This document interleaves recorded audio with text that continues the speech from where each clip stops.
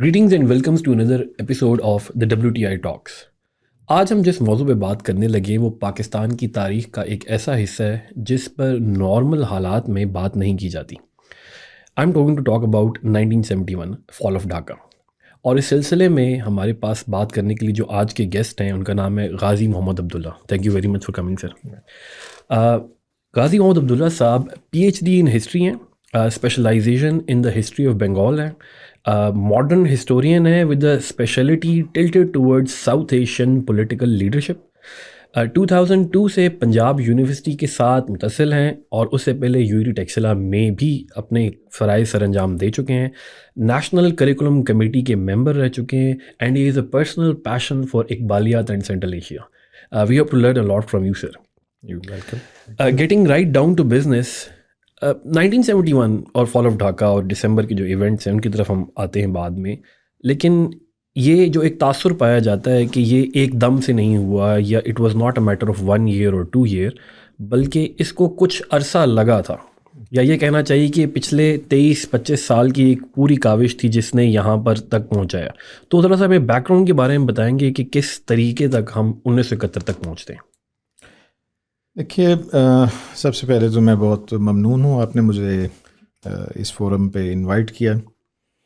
1971 بہت ہی ایک حساس موضوع ہے جو آپ نے بھی فرمایا, اور میرا خیال ہے کہ تاریخ کے جو اصول ہیں اس کے مطابق واقعے کے پیچھے ایک لمبا ایک لامتناہی سلسلہ ہوتا ہے.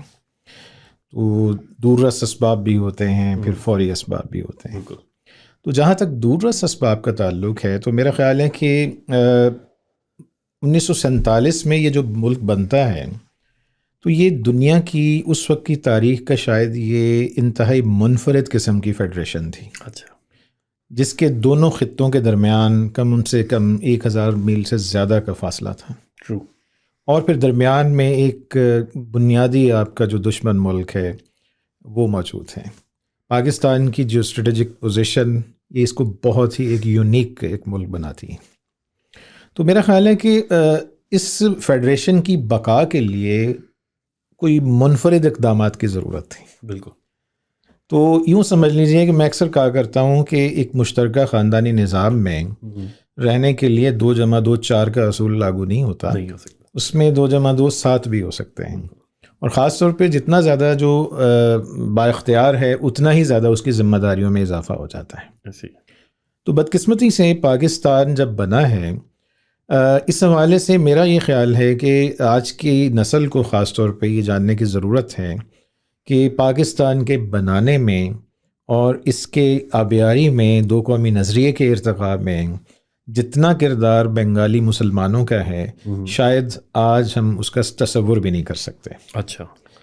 اور آپ اس سے اندازہ کیجئے کہ میرا خیال ہے کہ بنگالی وہ پہلے لوگ ہیں سب کانٹیننٹ میں جنہیں سب سے پہلے اس چیز کا اندازہ ہوا کہ ہندو شیونزم کیا ہوتا ہے. اچھا. اسی لیے دو قومی نظریہ میں اگر آپ مجھے کہنے دیں کہ جنم ہی بنگال میں لیا ہے اور یہیں سے اس کی آگے پھر پھیلاوٹ ہوئی ہے پورے سب کانٹیننٹ میں, تو یہ کچھ بے جا نہیں ہے. تو میرا خیال ہے کہ دیکھیں, ایک تو جغرافیائی تفاوت تھا, دوسرے دونوں خطے کے عوام کا جس پہ اکثر بات نہیں ہم لوگ کرتے کہ تصور پاکستان کیا تھا. یعنی سادہ لفظوں میں کہ مغربی پاکستان کا جو علاقہ ہے, یعنی یہ جو پنجاب اور سندھ اور سرحد وغیرہ, یہاں کے مسلمانوں کو ایک علیحدہ وطن کیوں چاہیے تھا. ان کی اپروچ, اور جو بنگالی مسلمان تھے انہیں ایک علیحدہ وطن کیوں چاہیے تھا اور کس قسم کا چاہیے تھا. صحیح. میرا خیال ہے کہ یہاں پہ بنیادی فرق ہے دونوں طرف کی اپروچز میں. صحیح. میں ایک سادہ سی مثال آپ کو دیتا ہوں کہ پاکستان میں آج تک بھی ہم لینڈ ریفارمز نہیں کر پائے. نہیں, ابھی تک نہیں. اگر ہوئی بھی تو جس طریقے سے ہوئی ہیں ہم اس کی تفصیلات میں نہیں جاتے, لیکن بنگالی مسلمانوں نے پاکستان بننے سے بہت پہلے جو لینڈ ایکٹ جو ہے پاس کر لیا تھا بنگال لیجسلیٹو اسمبلی میں. اور اسی طرح بہت ساری ایسی چیزیں ہیں جو بنگالی مسلمانوں اور اس خطے کے مسلمانوں میں بڑی بنیادی ان کے اندر ایک فرق موجود ہے. تو ایسے تناظر میں اس قسم کی فیڈریشن کو چلانا یہ ایک بہت ہی کہتے ہیں کہ حساس معاملہ تھا.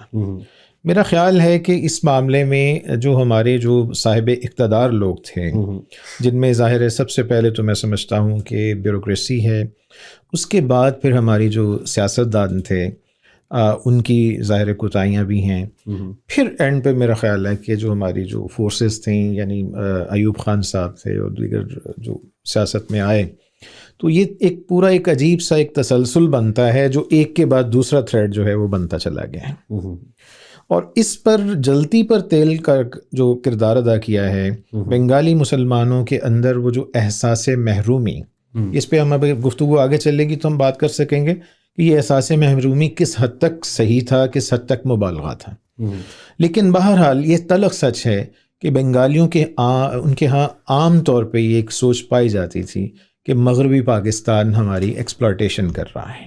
ٹرو. اور میرا خیال ہے کہ اس معاملے میں ایک طرف تو ہم نے اس سوچ کو، اس کا تدارک کرنے کے لیے کچھ صائب پالیسیاں نہیں بنائیں، اور دوسری طرف اس کو کاؤنٹر کرنے کے لیے بھی اس کو ہینڈل، میرا خیال ہے انگریزی میں ہم کہیں گے نا کہ جیسے مس ہینڈلنگ ہم نے کی. ورنہ یہ 50 کی دہائی میں، ایون 60 کی دہائی میں بھی یہ مسئلہ ایسا نہیں تھا کہ یہ اتنی سپرلیٹو ڈگری پہ یہ جاتا. یہ ہماری کوتاہیاں ہیں کہ ہم اس کو پوری طرح سے، اس کا اول تو ادراک ہی نہیں کر پائے. اچھا. اب ایک لیٹسٹ چند برسوں میں جو ایک نئی جو میرا خیال ہے کہ ایک اپروچ بھی اس حوالے سے ڈیولپ ہوئی ہے کہ وہ یہ سوال ہے جو ہمیں آج کرنا ضروری ہے کہ کیا واقعی مشرقی پاکستانی اور مشرقی بنگالی جو تھے یہ ہم سے پہلے دن سے علیحدگی چاہتے تھے، یا مغربی پاکستان کے کچھ لوگ یا وہ جو مقتدرہ تھی ان کے کچھ ایلیمنٹس جو تھے وہ بھی نہیں چاہتے تھے کہ مشرقی پاکستان زیادہ تر ہمارے پاس رہے. ٹرو. اس کے پیچھے کیا محرکات ہیں؟ میں ایک مثال دیتا ہوں کہ ہماری جو ایک ڈیفنس پالیسی کے حوالے سے جو اپروچ ہے، تو میرا احساس ہے کہ ہماری 50 اور 60 کی دہائیوں میں ہماری مقتدرہ کے اندر یہ ایک یوں کہہ لیجئے کہ کنسنسس ڈیولپ ہو چکا تھا کہ مشرقی پاکستان یہ اس کا دفاع آسان نہیں ہے، ناممکن ہے. ناممکن ہے. اس کی ریزن ہم آگے چلیں گے، لیکن میں ایک چھوٹی سی مثال دے سکتا ہوں کہ 1965 کی جنگ میں، جنگ تو ظاہر ہے ادھر ہی اس محاذ پہ لڑی گئی، بالکل، لیکن سوال یہ پیدا ہوتا ہے کہ یہ تو آئیڈیل موقع تھا اگر بنگالی علیحدہ ہونا چاہتے تھے تو 65 میں تو انڈیا وہاں پہ کر دیتا، تو یہاں پہ تو ہم کچھ کر ہی نہیں سکتے تھے اس کا ایسے ہی. لیکن ہم دیکھتے ہیں کہ بنگالیوں کی اکثریت نے اس وقت پاکستان کا ساتھ دیا ہے، اور یہ ایک بڑی تاریخی سچائی ہے. سارے کچھ ایلیمنٹس تھے جنہیں ناراضگیاں بھی تھیں، وہ ظاہر تھیں بالکل، لیکن اس لمحے پہ بھی مشرقی بنگالیوں کے اندر وہ علیحدگی پسندی اس لیول پہ نہیں پہنچی تھی. تو میرا خیال ہے کہ ہمارے ہاں ایک یہ جو تصور پایا جاتا تھا کہ مشرقی بنگال جو ہے یہ اس کو یہ آسان علاقہ نہیں، اور یہ بات شاید درست بھی تھی جغرافیکلی، اور پھر چونکہ یہ 3 اطراف سے ظاہر ہے یہ ایک طرح سے دشمن کے علاقے سے گھرا ہوا ہے، مارشی ایریا ہے، بہت مشکل علاقے ہیں، جنگل ہیں، دلدلی علاقے ہیں، اور بالکل ڈفرینٹ سچویشن ہے.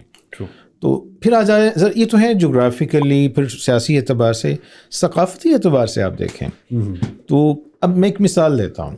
بنگلہ زبان ہے جی، جہاں سے مسئلہ 50 کی دہائی سے سٹارٹ ہوتا ہے، مطلب اردو زبان اور بنگلہ زبان کی جو کنٹروورسی، قائد اعظم نے بھی پھر جا کے جی بالکل وہ سٹارٹ میں یہ اس پہ بھی بات کریں گے کہ آیا قائد اعظم کس حد تک ذمہ دار ہیں یا نہیں ہے، چونکہ آج کل ایک کلیشے بھی ہے نا بالکل کہ ہم سارا ملبہ قائد پہ ڈال دیتے ہیں، حالانکہ وہ اس کا کانٹیکسٹ، وہ ٹائمنگ، وہ بہت ساری چیز جو ہے وہ اس کو مد نظر رکھنا ضروری ہے اس پر بات کرتے ہوئے.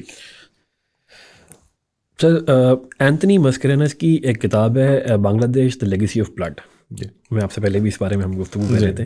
ان کی رائٹنگ سے یہ آئیڈیا ہوتا ہے کہ وہ ویسٹ پاکستانیز یعنی موجودہ پاکستان کو کسی حد تک ایک ریسسٹ قوم سمجھتے ہیں as compare to East Pakistan. اور پھر میں جب اردو کا لٹریچر دیکھتا ہوں اور بہت سارے رائٹرز کی وہ چیزیں پڑھتا ہیں جس میں بنگالی جو یہاں پر آ کے پڑھتے رہیں، پنجاب یونیورسٹی کے اسٹوڈنٹس بھی، ان کے لیے کچھ القابات بھی استعمال ہوتے رہیں. تو do you think the West Pakistanis were racist towards the East Pakistan? میں اس سوال کے جواب دینے سے پہلے میں ایک ون لائنر میں جنرل اپنی رائے دینا چاہتا ہوں. ہمارا سب سے بڑا مسئلہ ہی یہی ہے کہ ہم 2 ایکسٹریمز میں پھنسے ہوئے لوگ ہیں. ادھر سے ایک آواز اٹھتی ہے اور ہم اس کو لے کے فوراً بھاگ پڑتے ہیں. ایسے ہی. میرا یہ خیال ہے کہ مذکورہ جو مصنف ہیں ان کی یہ کتاب تو بڑی وسیع ہے اور اس میں کوئی شک نہیں ہے, لیکن بعض جگہوں پہ ان سے بھی سہو ہوئے ہیں. اچھا. ان سے بھی جسے کہتے ہیں نا کہ ریسرچ میتھڈولوجی کے اگر اصولوں پہ دیکھا جائے اور پھر تاریخی جو تحقیق کے اصولوں پہ اگر دیکھا جائے تو بعض جگہ ان سے بھی بہت سارے, اور یہ ممکن ہے, یہ بڑے بڑے جو مصنفین ہیں ان سے ہو سکتا ہے. تو اس لیے تاریخ ہمیشہ دیکھیے کہ یہ ہمیشہ آن گوئنگ پروسیس ہے. تو میرا یہ رائے ہے کہ یہ ذرا تھوڑی سی مبالغہ میں اسٹیٹمنٹ ہے. ٹھیک ہے. اس کی وجہ یہ ہے, یہ بات تو صحیح ہے کہ ہمارے ہاں مغربی پاکستان یا آج کے پاکستان میں یہ اس تاریخی طور پہ ایک ایلیمنٹ رہا ہے, لیکن اس میں بھی میرا رائے میں زیادہ ہمیں تاریخی جو تناظر میں اس کو دیکھنا ضروری ہے, خاص طور پہ کولونیل انڈیا جو ہے. آپ دیکھیے کہ جب برطانیہ آیا ہے تو اس کو اینگلو افغان وار کے تناظر میں اور خطے کی جو جغرافیہ صورتحال تھی, گریٹ گیم کا جو سو کالڈ فینومینا ہے, اور ادھر سے تو یہ والا علاقہ جو تھا یہاں سے اسے ریکروٹمنٹس کی سخت ضرورت تھی. پھر خاص طور پہ اس میں اضافہ ہوتا ہے جب فرسٹ ورلڈ وار آتی ہیں, تو اس پورے عرصے میں برطانیہ نے ایک ڈیلیبریٹ ایک پالیسی اختیار کی کہ کچھ خطوں کو انہوں نے پوائنٹ آؤٹ کر لیا کہ یہاں سے, اس میں پھر وہ مارشل ریس کا جو کانسیپٹ تھا اس کو ڈیلیبریٹلی اس کو پروموٹ کیا گیا ہے. یہی وجہ ہے آج ہمیں اٹک سے لے کے ادھر چکوال کھاریاں تک ہمیں کوئی گھر خالی نظر نہیں آتا جہاں فوجی نہ ہو. تو یہ دیکھیے اس میں اچھا شاید تاریخی طور پہ اگر آپ الیگزینڈر کے زمانے سے آ جائیں اور پھر ایرانی آتے ہیں دیگر, تو شاید یہ چونکہ ایک ایسا خطہ رہا ہے کہ ہمیشہ حملہ آور ادھر سے آئے ہیں, تو اس لیے جن لوگوں نے یہاں سے ان کو فیس کیا ہے تو وہ ایک لاشعوری طور پہ شاید وہ ہمارے ہاں جو ہمارا سپر ہیرو ہے اس علاقے کا وہ صلاح الدین ایوبی ہیں. ایگزیکٹلی. تو اب اس چیز کو اگر آپ کمپیریزن کر لیں بنگالیوں کے ساتھ, تو بنگالیوں کے ہاں سپر ہیرو جو ہے وہ کچھ اس کی جو کانوٹیشن ہے وہ تھوڑی ڈفرینٹ ہے. ان کے ہاں وہ جو کلچرل, مثلاً میں چونکہ بنگلہ جو تاریخ ہے اس حوالے سے مسلمانہ نے بنگال پہ ذریعہ میری تخصص ہے, تو مثلاً ان کے ہاں بڑا پاپولر ایک ڈکٹم ہے امور شونور بانگلو, مطلب میرا سنہرا بنگال, اور یہ بات صحیح ہے. تو وہ اپنے اس خطے کے ساتھ ان کی جو انڈیجنس جو اٹیچمنٹ ہے, اس کی جو کلچرل جو ڈائمنشن ہے وہ بہت ڈومیننٹ ہے. ہمارے ہاں یہ ثقافتی اعتبار سے بڑی ہی ایک متنوع چیزیں ہیں.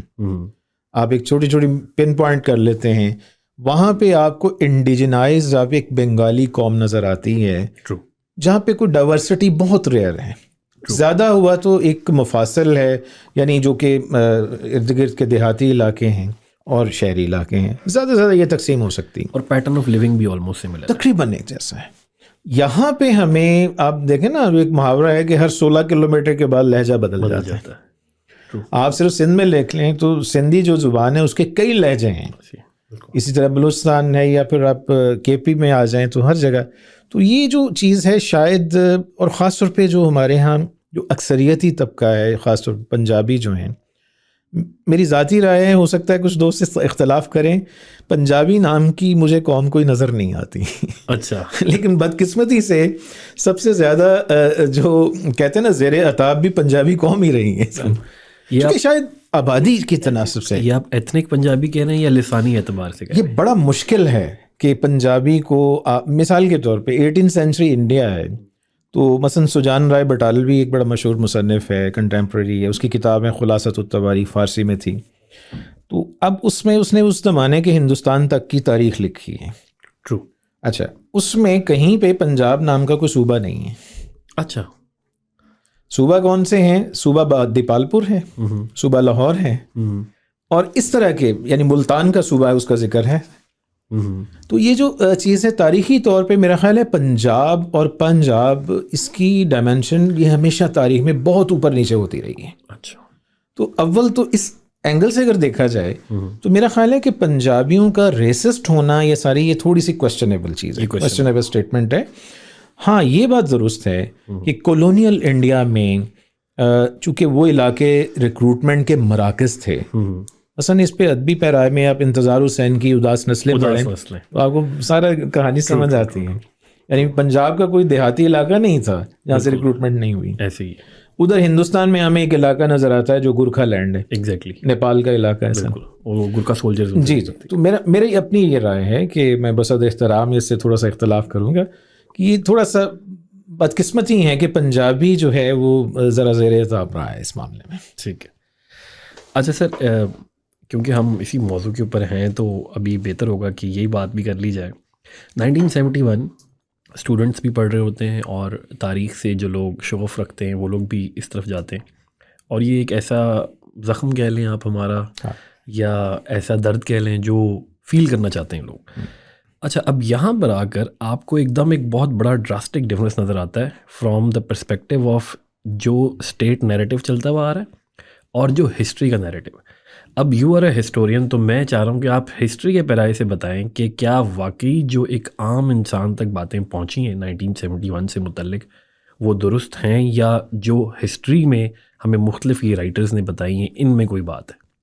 جی، یہ بہت ہی اہم سوال، اور میرا خیال ہے وقت کا تقاضا بھی ہے کہ ہم انتہائی ایمانداری کے ساتھ اس کے بارے میں تحقیق کریں قومی سطح پہ، جو کہ میرا احساس ہے کہ ابھی بھی اس میں بے تحاشا ضرورت ہے، بہت کمی ہے. شاید اس کی ایک وجہ یہ ہے کہ ہمارا تاریخ کے بارے میں رویہ مختلف ہے. تاریخ کو میں یہ کہوں گا کہ عالم اعراف میں رہنے کا یہ معاملہ ہے. یہ جسٹ انگریزی میں ہم کہیں گے نا ٹو ہینگ ان بیلنس. ٹھیک ہے، مورخ کی جو جاب ہے، اس کی جو ٹاسک ہے، انتہائی سینسٹیو ہے. ٹرو. تھوڑی سی غلطی، تھوڑی سی لغزش سے وہ یا تو ادھر گر سکتا ہے یا ادھر گر سکتا ہے. اسے لازم ہے کہ وہ اپنے ذاتی جذبات، احساسات کو جتنا ممکن ہو سکے کنٹرول میں کرے. ٹرو. تبھی جا کے ایک مؤثر تاریخ نویسی ہو سکتی ہے، اس کا بیانیہ ڈیولپ ہو سکتا ہے. اس لیے بدقسمتی یہ ہے کہ جیسے ہم اکثر کہتے ہوتے ہیں نا کہ سانحہ کربلا ہماری اسلامی تاریخ کا ایک بڑا دل اندوز کہتے ہیں دکھ والا واقعہ ہے. مولانا ابوالکلام آزاد انسانیت موت کے دروازے میں لکھتے ہیں کہ یہ دنیا کا مظلوم ترین واقعہ ہے کہ جس پر اتنی حالات کی گرد اتنی زیادہ اٹھ چکی ہے، جذبات کا طوفان ہے کہ اب حقیقت تلاش کرنا تقریباً ناممکن ہو چکا ہے. یہی ہمارا رویہ میرا خیال ہے کہ مشرقی پاکستان کے سانحے کے حوالے سے بھی ہے. میری رائے میں آج بھی اس پر بہت زیادہ تحقیق کی ضرورت ہے. اس کی وجہ یہ ہے کہ ہمارا جو اسٹیٹ نیریٹو ہے وہ ظاہر ہے ایک مخصوص اینگل سے اس کو پیش کیا گیا ہے. ٹرو. اچھا، اب دوسری طرف جو نیریٹو ہیں اس کو بھی ایک خاص مخصوص پیرائے میں ہی ڈیولپ کیا گیا ہے. اب بیچ میں ہسٹورین کے لیے یہ بہت بڑا چیلنج ہے کہ اس کو بیلنس ایک نقطہ نظر ہے وہ کیسے ڈیولپ کیا جائے. میں آپ کو اگر کہوں کہ حالیہ سالوں میں شرمیلا بوس کی کتاب چند سال پہلے منظر عام پر آئی. جی جی. اور میری رائے میں حالیہ برسوں میں شاید یہ ایک کہتے ہیں نا کہ اندھیرے میں ایک روشنی کا ٹمٹماتا ہوا چراغ ہے. کافی نیوٹرل ریویوز ملے تھے. ہاں مطلب، اور اچھا اس میں آپ دلچسپ بات دیکھیں کہ پاکستان، بنگلہ دیش دونوں طرف، اور حتیٰ کہ ہندوستان میں بھی اس کے بارے میں رویے بڑے دلچسپ ہیں. بنگالی اس کو لے رہے ہیں کہ ہماری حد تک ہوئی ہے، پاکستانی اس کو بہت زیادہ اوور ہائپ بنا رہے ہیں کہ شاید شرمیلا بوس نے ہمارے پورے نیریٹو کو اوکے کر دیا ہے، کیونکہ انہوں نے نمبر انڈورس کر دیا ہے. حالانکہ اگر ہم پاکستانی ان کی پوری کتاب پڑھیں تو انہوں نے اس بات کا انکار نہیں کیا کہ پاکستان آرمی نے بھی وہ جو قتل عام ہوا اس میں وہ ملوث پائی گئی ہے، اس میں انہوں نے کتاب میں تذکرہ کیا ہے. ٹھیک ہے، لیکن ساتھ ہی انہوں نے اس بات کی طرف بھی کہا ہے کہ بھائی یہ قتل عام جو دونوں طرف سے ہوا ہے، یہ صرف ایک پارٹی کی طرف سے نہیں ہوا ہے، ادھر سے بھی ہوا ہے. اس کی ریزن کیا ہے؟ وہ سچویشن ایسی ہے، وہ ایک ایسے کہتے ہیں نا ایک ڈیڈ لاک پہ پہنچ گئے ہیں کہ جہاں پہ پھر وہ سینٹی پریویل نہیں کرتی. اس میں جذبات، پھر موبزم اور یہ ساری چیزیں جب آتی ہیں پھر وہ آپ سب لوگوں کے اختیار سے نکل جاتی ہے بات. تو اس ریفرنس میں میرا خیال ہے کہ ہمارے ہاں نا یہ رویے ذرا تھوڑی سی تاریخ کے حوالے سے ذرا کافی جذباتیت میں مبنی زیادہ ہیں بہت زیادہ. جہاں تک ہے اسٹیٹ نیریٹو کا معاملہ، ظاہر ہے اسٹیٹ نیریٹو میرا خیال ہے اس کی بھی ہمارے ہاں ایوولوشن ہوا ہے. 50 اور 60 کی دہائیوں میں جو ہماری اسٹیبلشمنٹ کا جو اوور آل ایٹیٹیوڈ تھا، جو ہمارے رویے تھے، ظاہر ہے بہت سارے اچھے بھی تھے کچھ، لیکن نگلیکٹ ضرور کیا گیا. میں آپ کو ایک مثال دیتا ہوں. میرا خیال ہے کہ فیڈریشنز کو برقرار رکھنے کے لیے ایک ضروری ہوتا ہے کہ آپ اپنی ایک دوسرے کی زبانیں ضرور سیکھیں، خاص طور پہ ایسی زبانیں جن کی ڈائیورسٹی اتنی زیادہ ہے. ٹرو. میرے علم کے مطابق 1965 کی جنگ کے موقع پہ بھی کوئی سرکاری سطح پہ بھی کوئی سالڈ ایسی کوئی کوشش نہیں کی گئی تھی کہ بنگالی اردو زبان سیکھیں اور یہاں کے لوگ جو ہیں بنگلہ زبان سیکھیں. اچھا.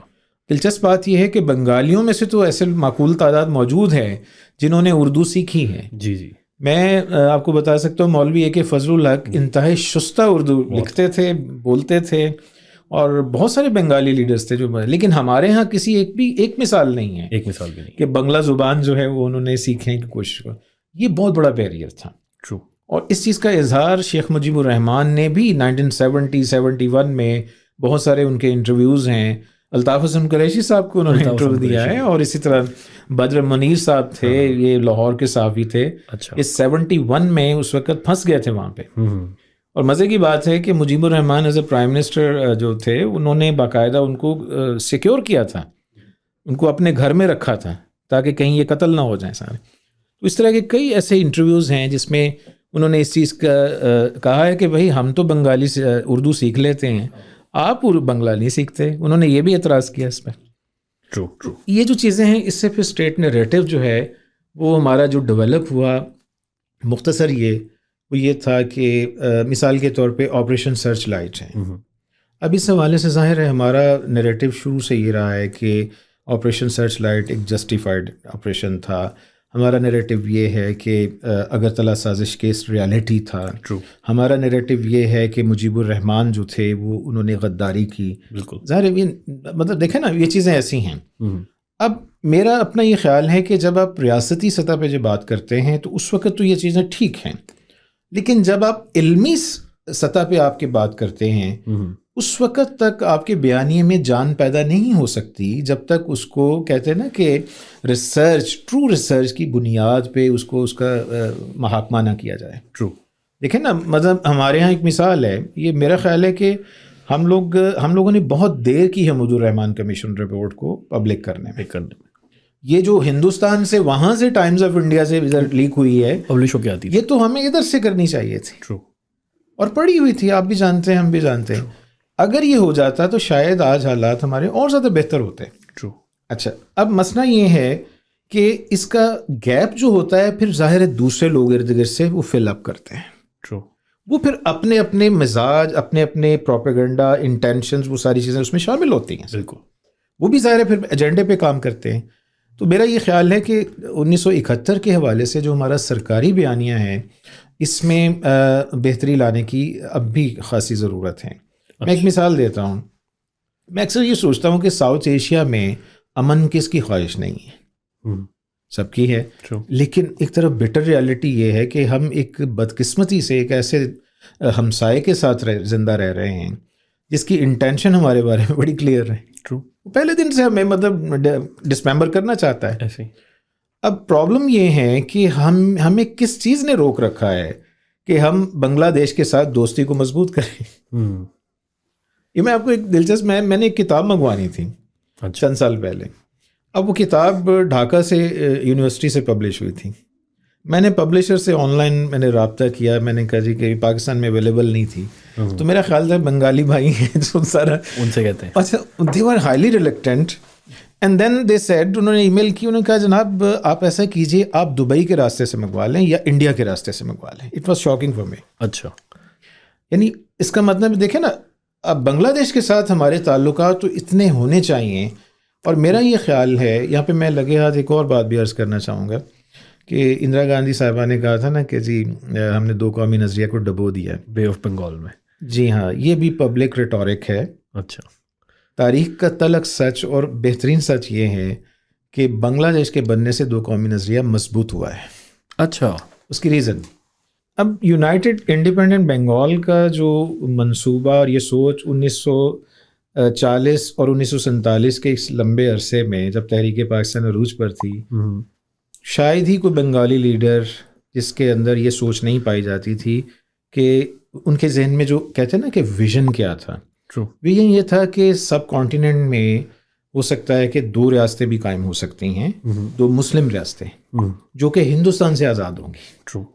اور اس میں انہیں فائدہ یہ نظر آتا تھا کہ ایک تو کلکتہ ہمارے ساتھ شامل ہو جائے گا، ٹرو، اور دوسرے یہ ہے کہ ہندوستان پہ دونوں طرف سے پریشر بڑھے گا، جی، اور یہاں کی مائنورٹیز جو ہیں وہ بیلنس رہیں گی. ٹرو، اور دلچسپ بات یہ ہے کہ اس کے بارے میں بڑے ڈاکومنٹری شواہد موجود ہیں کہ حسین شاہ سہروردی نے، جو پرائم منسٹر بنگال تھے اس وقت، جی، انہوں نے قائد اعظم جناح سے بھی اس موضوع پہ بات کی تھی. اچھا، قائد اعظم جناح نے اس پہ ان سے کوئی اختلاف نہیں کیا تھا، اچھا، بلکہ یوں سمجھے کہ انہوں نے ایک طرح سے انہوں نے کہا کہ ٹھیک ہے آپ کوشش کر کے دیکھ لیجئے.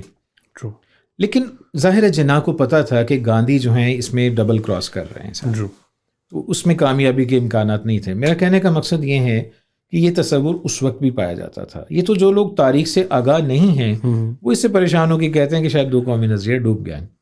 دیکھیے یہ تب ڈوبتا اگر 1971 میں بنگالی اعلان کرتے کہ ہم انڈیا میں ضم ہوتے ہیں. ایسا تو نہیں ہوا، نہیں، بلکہ جے این ڈکشٹ کی جو میموائرز ہیں، جو کہ بنگلہ دیش میں جو سفیر بھی رہے ہیں اور آئی وٹنس ہیں، بنگلہ دیش ٹوٹنے کے فوراً بعد جب prime minister of Pakistan Bhutto صاحب نے جب وزٹ کیا تھا، ڈھاکہ کا پہلا وزٹ جب ہوا تھا، تو انہوں نے اپنے روز نامچے میں یہ لکھا ہے کہ میں نے جو آج سین دیکھے ہیں کہ جو والہانہ استقبال ذوالفقار علی بھٹو بطور پاکستانی وزیر اعظم کے یہاں ڈھاکہ میں ہوا ہے، اور حتیٰ کہ بہت سارے لوگوں نے مجیب الرحمان کی جب گاڑی آئی ہے تو اس پہ باقاعدہ انہوں نے ٹماٹر بھی پھینکے ہیں. اچھا، یہ اس نے لکھا ہے. کہتے میں نے جو یہ دیکھا ہے تو میں یہ دیکھ رہا ہوں کہ انڈین ڈپلومیسی کا جنازہ نکل گیا ہے ڈھاکہ میں آج. سو اور بہت سارے ایسے اگزامپلز ہیں. مسئلہ یہ ہے کہ بنگلہ دیش کا بننا دراصل یہ ہماری کچھ اپنی کوتاہیاں بھی تھیں، اسی طرح ظاہر ہے عالمی سطح پہ بہت ساری فورسز تھیں جو کام کر رہی تھیں. اچھا، نہیں سر، اسی موضوع کے اوپر رہتے ہوئے، کیونکہ حسین حقانی کی کتاب ہے، انہوں نے بھی بڑا سخت اس پہ چوٹ لگائی ہے. پرویز ہود بھائی اپنی بک کے اندر بھی اور اس کے علاوہ جو کالمز لکھتے رہتے ہیں اس میں بھی انہوں نے کانٹینیوسلی یہ بات کی ہے کہ 2 ملکوں سے 3 ملک بن گئے، تو اس کا مطلب یہ 3 نظریے بن گئے تھے. تو 2 قومی نظریہ وہ اس جو میتھمیٹکس کی بنیاد کے اوپر سیپریٹ کر دیں، اور آپ اس کو کہہ رہے ہیں کہ نہیں وہ ایکچولی صحیح ہو گیا کیونکہ وہ پوسٹ ایونٹس کو میں عرض کرتا ہوں. دیکھیے اس میں ہود بھائی صاحب باقی جو نیریٹو ہے یہ میرے علم میں ہے کہ ظاہر ایک بیانیہ ہے، یہ موجود ہے، اور اس کو نہ تو یکسر آپ نظر انداز کر سکتے ہیں، لیکن ان کی بہت ساری باتوں میں وہ تاریخی جو کہتے ہیں نا ہسٹوریسٹی جو ہے وہ اس کا فقدان مجھے نظر آتا ہے سارے. اچھا دیکھیے بنگلہ دیش کا بننا میں نہیں سمجھتا کہ اس سے کوئی ہمارا جو نیشنل نیریٹو ہے اس کو اتنا دھچکا لگا ہے. یہ ہماری کہہ لیں کہ ہماری کوتاہی سے ہوا ہے سارا. ٹھیک ہے. تو ایک تو میں پہلی وجہ بیان کر چکا ہوں کہ بنگلہ دیش یا تو علیحدہ نہ ہوتا، بالکل انڈیپینڈنٹ نہ بنتا. بالکل.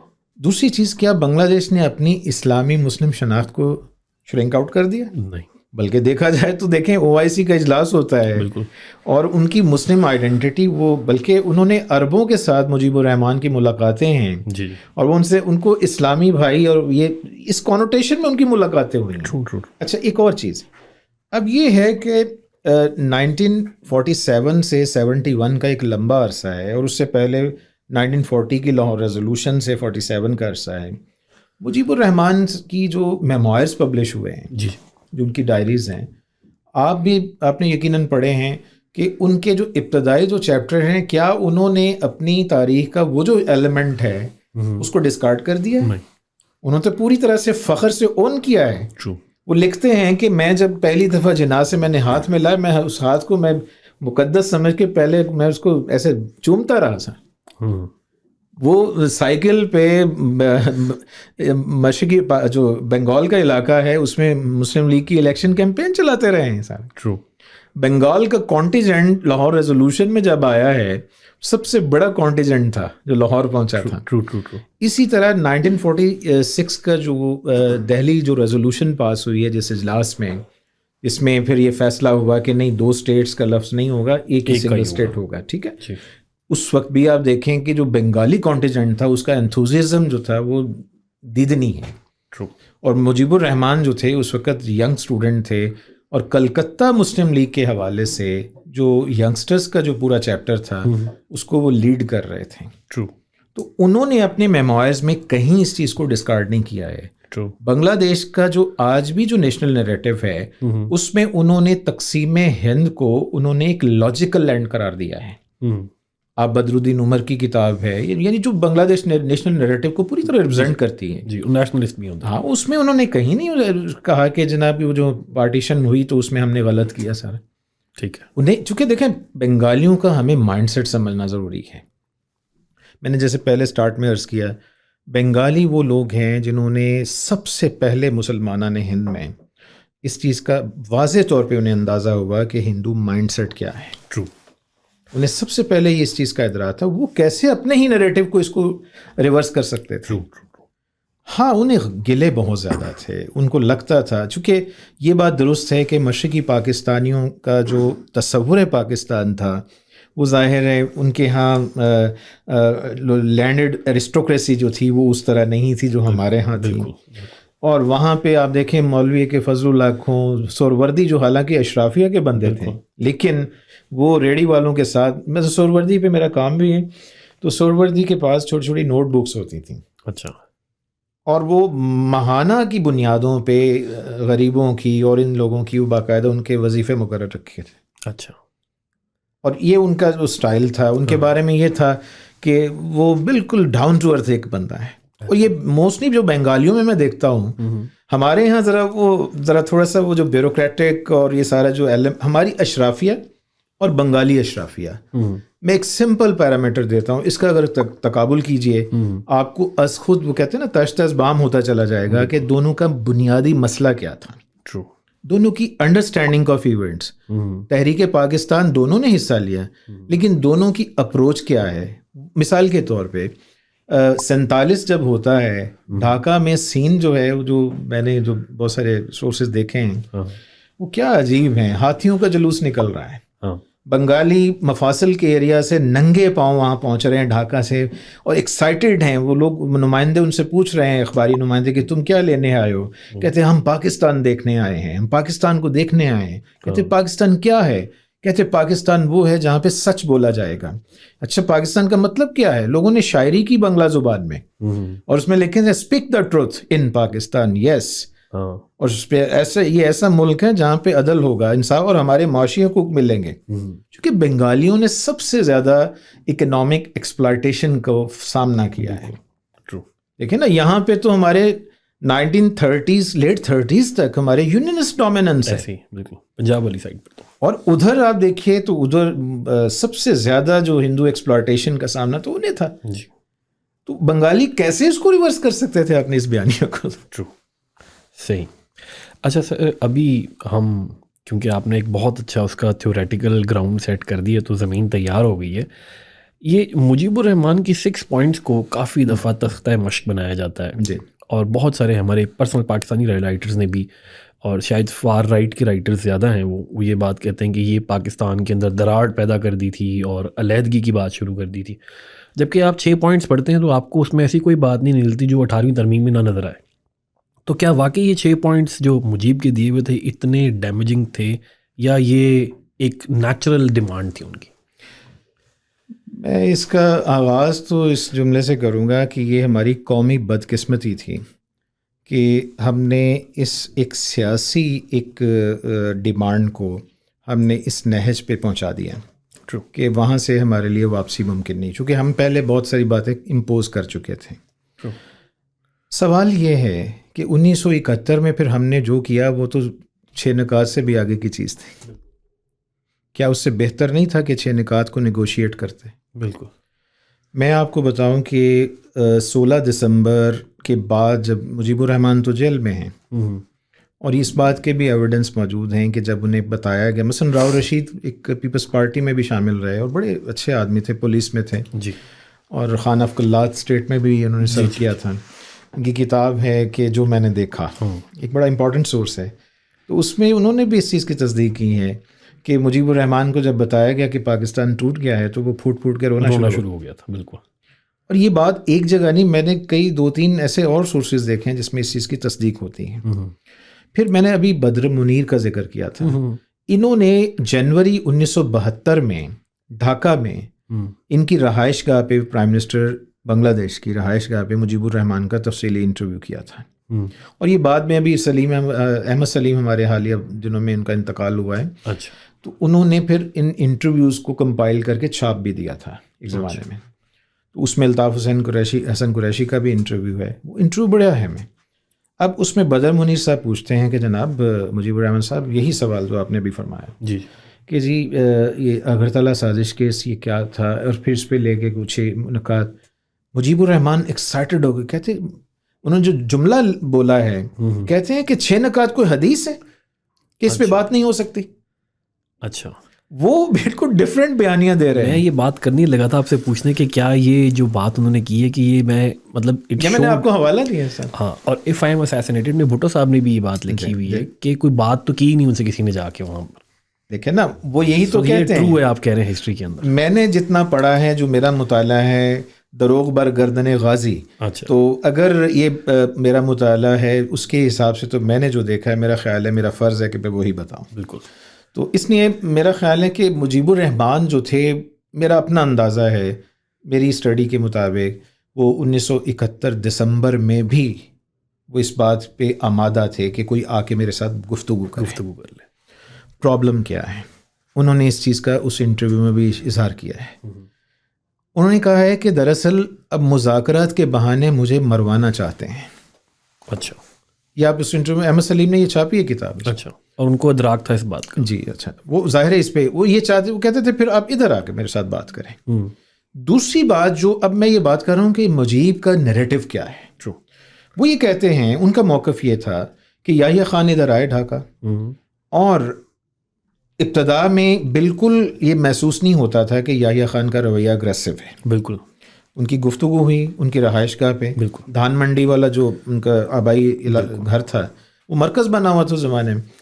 تو وہاں پہ ملاقات ہوئی تو مجیب الرحمان صاحب کا کہنا تھا کہ دراصل یحییٰ خان کی خواہش تھی کہ اسمبلی کا اجلاس بلانے سے پہلے یہ گارنٹی دیں کہ آئندہ 5 سال کے لیے صدر پاکستان انہیں بنایا جائے. یحییٰ کو بنایا جائے. اب یہ بات اگر آپ بھی ماشاءاللہ تاریخ کے طالب علم ہیں, یہ مجھے ایکو کر رہی ہے کہ 1947 میں ماؤنٹ بیٹن ادھر آیا, ماؤنٹ بیٹن کی, اور جناب پہ پریشر ڈالا گیا تھا کہ مجھے مشترکہ گورنر جنرل بنایا جائے. جنہوں نے انکار کر دیا کیونکہ 1 سال بھی نہیں ہوا تھا ان کو دعائی میں. جی, یہ کچھ ایسی سٹوری ہے. اچھا. اگر اب مجیب الرحمان یہ درست کہہ رہے تھے تو اس کا مطلب یہی ہے کہ آپ دیکھیں کہ جو مختلف سرکمسٹینشل ایویڈنس ہے وہی ہمیں بتاتی ہیں کہ یحییٰ خان کا رویہ وہاں جا کے جب وہ واپس پہنچے ہیں وہ یکسر بدل گیا تھا. حالانکہ ڈھاکہ ایئرپورٹ پہ وہ بڑی مائلڈ سٹیٹمنٹ دے رہے ہیں, پہنچتے ہی انہوں نے شدید اگریشن دکھایا ہے. تو یہاں اچھا ایک اور چیز ہے, اب ذوالفقار علی بھٹو ہماری سیاست کا بڑا ایک اہم کردار ہیں, اور بڑے لیڈر کی نشانی ہی ہوتی ہے کہ وہ کنٹروورشل بھی ہوتا ہے. اس کے چاہنے والے بھی بڑے شدید ہوتے ہیں اور اس کے مخالفین بھی بڑے شدید ہوتے ہیں. اور ظاہر ہے انسانوں کی تاریخ ہے. بھٹو صاحب کا جو مشرقی پاکستان کے حوالے سے جو کردار ہے, یہاں پہ ایسا محسوس ہوتا ہے کہ ان سے بھی صاحب ہوئے ہیں. اچھا. یہ بات درست ہے کہ یحییٰ خان اس سٹیج پر بھٹو صاحب کے پتہ نہیں یہ لفظ مناسب ہوگا کہ وہ ٹرانس میں محسوس ہوتے ہیں. اچھا.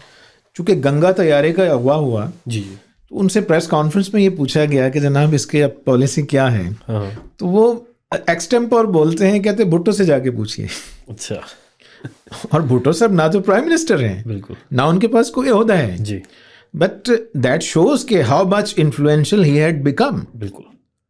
اور یحییٰ خان اس کی ایک بہت ساری وجوہات تھیں, اور دلچسپ بات یہ ہے کہ یحییٰ خان کے حوالے سے مجیب الرحمان کی رائے جو تھی بڑی کیٹیگوریکلی کلیئر ہے.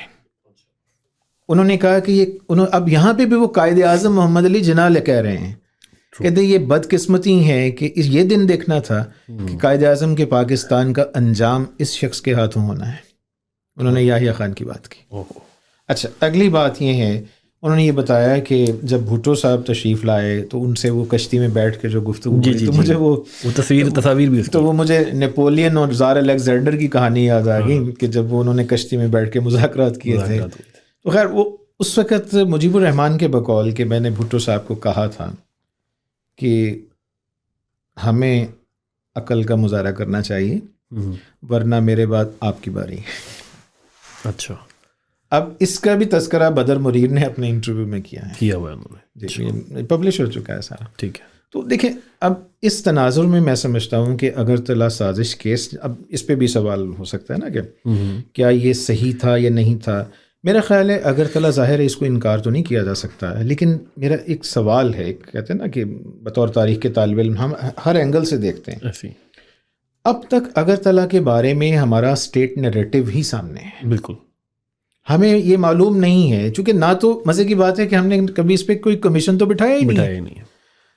قومی سطح کے کچھ واقعات ایسے ہوتے ہیں جن پر ضرورت ہو جاتی ہے کہ اس پہ پھر تاکہ لوگوں کو آگاہ کیا جائے کہ اس حقیقت کیا ہے. ٹروتھ اینڈ ریکنسیلیشن کمیشن جو ہوتے ہیں، دیکھیے آپ بھی جانتے ہیں کہ زندہ قومیں جو ہوتی ہیں وہ ہمیشہ اپنی غلطیوں کو ہمیشہ سینے سے لگا کے رکھتی ہیں، انالیسس کرتی ہیں، پریگمیٹک ڈسکورس ڈیولپ کرتی ہیں تاکہ آئندہ نسلیں وہ غلطیاں نہ دہرائیں. لیکن ہمارے ہاں یہ رویہ نہیں ہے. اگرتلا آج بھی ایک ون سائیڈڈ نیریٹو ہے. وی ڈونٹ نو کہ واٹ ہیپنڈ ایگزیکٹلی. یہ بات درست ہے کہ جب RTC ہوئی تھی تو اس وقت ہمارے دیکھیں تمام مودودی صاحب، چودھری محمد علی، سب نے اتنا پریشر ڈالا. پہلے تو آپ نے وہ کام غلط کیا، پھر اس کے بعد پھر انہیں بلا کر جیل سے راتوں رات انہیں سپر ہیرو بنا دیا. یعنی ہم بلنڈر پہ بلنڈر کرتے چلے گئے نا. یہی معاملہ ہم نے 1 یونٹ کے حوالے سے کیا. 1 یونٹ کا اسٹیبلش ہونا اس کی ٹائمنگ بہت غلط تھی، اور اس کا لفٹ کرنا اس کی ٹائمنگ بہت غلط تھی. بالکل دونوں نے ہی پاکستان کو بیڈلی ہرٹ، بہت زیادہ نقصان. اچھا سر، ابھی آپ نے درمیان میں بھٹو کا ذکر چھیڑ دیا، کیونکہ میرا ایک سوال تھا یہ، اور یہ شاید ایسا سوال ہے جو میرا اپنا ذاتی سوال ہے آپ سے. اور وہ اس لیے کہ بھٹو کی کتابیں پڑھ کے اور ان کے بارے میں کافی اکاؤنٹ پڑھنے کے بعد ایک بڑی، کیونکہ یہ بھٹو صاحب بڑا درمیان میں ایک سینٹر پوائنٹ تھے، یحییٰ خان، مجیب الرحمان اور بھٹو. تو بھٹو صاحب کا بارے میں ایک ویژنری لیڈر اور اسٹیٹس مین اور وہ سارا نیریٹو ملتا ہے، اور پھر ان کی اسیسینیشن تک، اینڈ تک. تو یہ ایک نظر نہیں آتی کہ کیا بھٹو صاحب اتنی بڑی تاریخی غلطی کر جائیں گے اس پورے میں، اور وہ جو ریاستی بیانیہ یا یہ کہا جائے کہ اسٹیبلشمنٹ کا بیانیہ ہے کہ سارے کا سارا ملبہ اٹھا کے بھٹو صاحب کے سر پہ رکھ دیا گیا. تو مائی کوشچن از کہ از بھٹو رائٹلی بلیمڈ؟ ہاں دیکھیں، یہ ایک پاپولر کویشچن ہے، اور اس کے بارے میں اگین وہ پاپولر نیریٹو زیادہ ہیں. میرا خیال ہے کہ بیلنس جو اپروچ جو میری رائے میں یہ ہے کہ بھٹو واز، یعنی ہم انہیں سول رسپانسبل نہیں قرار دے سکتے. اچھا، یعنی میں مختصر اس پہ اگر اپنی کوئی اسٹیٹمنٹ دوں بحیثیت تاریخ دان کے، تو سب سے زیادہ ذمہ دار یحییٰ خان ہے. اچھا، اس کے بعد ذوالفقار علی بھٹو. اچھا، اور مجیب کو اس کے بعد مجیب الرحمان. اچھا، مجیب کو آپ تھرڈ پہ رکھیں. تیسرے پہ. یہ تلخ سچ ہے. یہ مجیب الرحمان کو تھرڈ اور بھٹو صاحب کو سیکنڈ پہ رکھیں. دیکھیں انتخابات ہو چکے جی، جس پارٹی کو سمپل میجورٹی کی ساری دنیا کہہ رہی ہے کہ ایکسپیکٹیشنز ہیں جی، کس بات کی ریلکٹنس ہے کہ آپ اسمبلی کا اجلاس نہیں بلا رہے. اب یہاں پہ تو میرا خیال ہے کہ ایک سمپل لاجک ہے کہ جو شخص بھی اس راستے میں رکاوٹ بن رہا ہے وہ اتنا ہی ذمہ دار ہے. بالکل. آپ اجلاس بلاتے، عوام کو ان کا حق دیتے. وہ اصغر خان نے وہ ٹائٹل بڑا اچھا تجویز کیا ہے، we have learned nothing from history. We have learned nothing from history. تاریخ سے ہم ابھی بھی شاید ہم سیکھنا نہیں چاہ رہے. سو بھٹو صاحب کی وہ جو غلطی تھی کہ جو وہاں گیا ان کو جان نہیں دوں گا، وہ میرے خیال سے ٹانگیں توڑ دینے والی بات تو دیکھیں، یہ ہم اصل میں الفاظ کے گورکھ دھندے میں الجھ جاتے ہیں. تو وہ جیسے ادھر تم ادھر ہم، کیا واقعی انہوں نے یہ جملہ بولا تھا یا نہیں بولا تھا. کراچی میں انہوں نے یہ بات کی تھی، لیکن بات تو ہوئی. بالکل ٹھیک ہے، اس زمانے کے اخبارات وہ سارے آرکائیول مٹیریل موجود ہے، جا کے پڑھ لیجئے اس کو. آپ اب اس کو اب جا کے پیپلز پارٹی کے ہمارے دوست اگر اس کو جسٹیفائی کرتے ہیں تو میرا خیال ہے یہ ذرا تھوڑا سا مبالغہ ہے. اچھا، دیکھیے بھٹو صاحب کا ہمیں ان کا جو پولیٹیکل کیریئر ہے اس کی اٹھان بھی دیکھنی پڑے گی. ذوالفقار علی بھٹو کو سیاست میں متعارف کروانے والے پیر پگاڑو ہیں. پیر پگاڑو، اور اظہر سہیل نے ایک زمانے میں پیر پگاڑو کا بڑا ڈیٹیل انٹرویوز کیے تھے، وہ پھر کتاب بھی چھپی تھی. اس میں پیر پگاڑو نے پوری کہانی سنائی ہے. تو ظاہر انرجی تھی، ایک بڑے انرجیٹک ینگ مین تھے اور بڑا ایمبیشیس بھی تھے، بہت زیادہ ایمبیشیس، سوشلسٹ بھی تھے. میں ان کے سوشلزم پہ میں ہمیشہ ایک کمپیریزن ہو سکتا ہے نہرو کے ساتھ. ہاں ایگزیکٹلی، نہرو والا. Was he really a socialist? Yes. اور did he exploit the socialism? Yes. یہ بھی ایک ہے کہ انہوں نے استعمال تو نہیں کیا. ہاں، وہ بہت ذہین آدمی تو تھے. بالکل. تو دیکھیں اب وہ میں نے وہ خطوط دیکھے ہیں اچھا جس میں اسکندر مرزا کو انہوں نے کہا ہے کہ مسلمانوں کی 200 سالہ تاریخ میں انڈیا میں آپ سے بڑا کوئی لیڈر پیدا نہیں ہوا ہے. اچھا سکندر مرزا کو کہا یہ 50s میں انہوں نے خطوط لکھے ہیں. اچھا تو ہی واز انٹیلیجنٹ پرسن. جی پھر وہ دیکھیں نا ایوب خان کو انہوں نے ڈیڈی بھی بنایا. بالکل کہتے تھے. دیکھیں نا یہ تو ہربرٹ فیلڈمین کو پڑھیں. بالکل. اچھا دوسری چیز Hussain Shah Suhrawardy was the main stumbling block in front of Ayub Khan. Ayub Khan اور حسین شاہ سہروردی کی جتنا مسٹیریس حالات میں ان کی ڈیتھ ہوئی بیروت میں 1963 میں، اس سے تھوڑا عرصہ پہلے مولانا بھاشانی جن کے بارے میں اب کنفرمیشن ہے کہ وہ اس وقت اسٹیبلشمنٹ کے پے رول پہ تھے. ٹرو. ہربرٹ فیلڈمین نے باقاعدہ ذکر کیا ہے. بالکل. ان کے تھرو بھٹو صاحب نے تھریٹ بھجوایا تھا سہروردی کو کہ آپ کو اس کے کانسیکوینسز فیس کرنے پڑ سکتے ہیں. جی. تو اسی طرح دیکھیں اس چیز پہ حوالے سے دیکھا جائے نا تو میرا خیال ہے کہ ذوالفقار علی بھٹو جو تھے، ہاں ایک سٹیج پہ ظاہر ہے ان کا رول پازیٹیو ہے، بالکل ہے. تو ذوالفقار علی بھٹو کا جو پولیٹیکل کیریئر ہے اس میں دیکھیں ایک پہلا فیز وہ ہے جس میں ایوب خان کے وہ رائٹ ہینڈ مین ہیں اور 1965 کی وار تک، بلکہ جو آپریشن جبرالٹر ہوا ہے اور اس میں الطاف گوہر کی کتاب جو انہوں نے لکھی جی Ayub Khan Pakistan first military ruler, اس میں تو بڑی تفصیلات موجود ہیں اور بھی دیگر سورسز ہیں. تو پھر خیر آپ دیکھیے کہ سیکرٹری خارجہ عزیز احمد اور ذوالفقار علی بھٹو جو تھے وہ بڑے کرتا دھرتا تھے اس پوری پالیسی کے پیچھے، فارن منسٹر تھے. لیکن آپ دیکھیں کہ یہاں پہ ان کی ذہانت کی داد دینی پڑے گی کہ 65 کی وار جو ہے اس کی وجوہات میں ایک آپریشن جبرالٹر ہے جی، اور اس کے فوراً بعد جب تاشکند میں آپ دستخط کر رہے ہیں بھٹو صاحب تالیاں بجا رہے ہیں اس میں. The moment he came back انہوں نے وہ اس کشتی کے اسے اترنا پسند کیا، انہوں نے اینٹی ایوب موومنٹ شروع ہو. تو وہ جو خیم کرن والا ایشو تھا وہ اس میں صداقت نہیں ہے؟ نہیں، پارشل ریالٹی کا پارشل کہ بھٹو صاحب کا ان سے اختلاف شروع ہوا تھا اس میں. ہاں بالکل نہیں وہ ہے. اچھا. لیکن میرا یہ خیال ہے کہ ذوالفقار علی بھٹو واز سو میٹیکولس، وہ سچویشن کو ریڈ کرنے کے ماہر تھے، ماسٹر ایکٹ تھے، ذہانت بہت زیادہ تھی، ایمبیشیس بے تحاشا تھے. ایمبیشنس سم ٹائمز لیڈر کی وہ بہت نیگیٹو بھی ہو جاتی ہیں، بہت پازیٹیو بھی ہو جاتی ہیں. اچھا اب مسئلہ یہ ہے کہ ذوالفقار علی بھٹو کے یہ تو طے ہے کہ ایمبیشیس، ہائیلی ایمبیشیس پرسن، یہ طے ہے کہ انتہائی انٹیلیجنٹ ہیں، یہ بھی طے ہے. میں یہ نہیں کہتا کہ وہ پاکستان سے مخلص نہیں ہیں. میں اکثر یہ کہا کرتا ہوں کہ پاکستان کے کچھ مسائل ایسے ہیں جنہوں نے اخلاص کی کوکھ سے جنم لیا ہے. اچھا. لوگوں نے مخلص ہو کر مسائل پیدا کیے. تو ان کو یہ بھی لے لیجیے. بھٹو صاحب کا یہ جو رول ہے وہ ایک سٹیج پہ بھٹو صاحب کو یہ اندازہ ہو چکا تھا، شاید وہ یہ جائز یا ناجائز طور پہ یہ سمجھتے تھے کہ یہ آگے چل کے ان کے راستے میں یہ بڑی رکاوٹ مجیب الرحمان ہے. ٹرو. تو اس لیے دیکھیں نا 70 کے انتخابات میں ذوالفقار علی بھٹو کو ایون ویسٹ پاکستان میں بھی پنجاب اور سندھ میں انہیں سیٹیں ملی ہیں. ٹرو ایسے ہی. تو وہ تو مطلب اگر ٹیکنیکلی دیکھا جائے تو ٹیکنیکل گراؤنڈز پہ تو وہ نیشنل لیول کے لیڈر بھی نہیں تھے. بالکل. بلکہ مشرقی پاکستان میں تو انہوں نے کینڈیڈیٹ سے نہیں کھڑے کیے. ایسے ہی. ادھر عوامی لیگ کا کچھ نہ کچھ کلاؤٹ ادھر موجود پنجاب میں اور ایسے لوگ موجود تھے. نوابزادہ نصر اللہ خان تھے، شورش کاشمیری تھے، بے شمار لوگ تھے ایسے. لیکن ایسا نہیں ہو سکا. تو اس لیے ذوالفقار علی بھٹو کو یہ اندازہ تھا، وہ اس وقت اس سٹیج پہ سمجھ لیجیے اپنے سیاسی کیریئر میں بہت ساری چیزیں وہ ایٹ سٹیک تھیں ان کی. وہ داؤ پہ لگا چکے تھے. ٹھیک ہے. اب وہ افورڈ نہیں کر سکتے تھے کہ یہ اجلاس وہ چاہتے تھے کہ ان کے مذاکرات کا وہ یہی معاملہ تھا کہ کسی طرح مجیب الرحمان ان کے ساتھ کچھ دو کے اصول پہ کچھ معاملات طے ہوں. مجیب الرحمان کا پرابلم یہ تھا کہ اب ظاہر ہے ان کے پاس مشرقی پاکستان کی حد تک ایبسولوٹ میجورٹی انہیں حاصل ہو چکی تھی. اور وہ نیشنل لیول پہ یہ نظر آ رہا تھا، ہر بندہ یہ کہہ رہا تھا، نوشتہ دیوار تھا کہ نیکسٹ پرائم منسٹر وہی ہو سکتے ہیں. ٹھیک ہے، ان کے پاس سمپل میجورٹی ہوگی. یہ چیز ظاہر ہے ذوالفقار علی بھٹو کا یہاں پہ ان کا مسئلہ ہے جس کی بنیاد پہ انہوں نے اگریشن دکھایا. تو یہ یہاں پہ ان کا مسئلہ ہے. جی سر.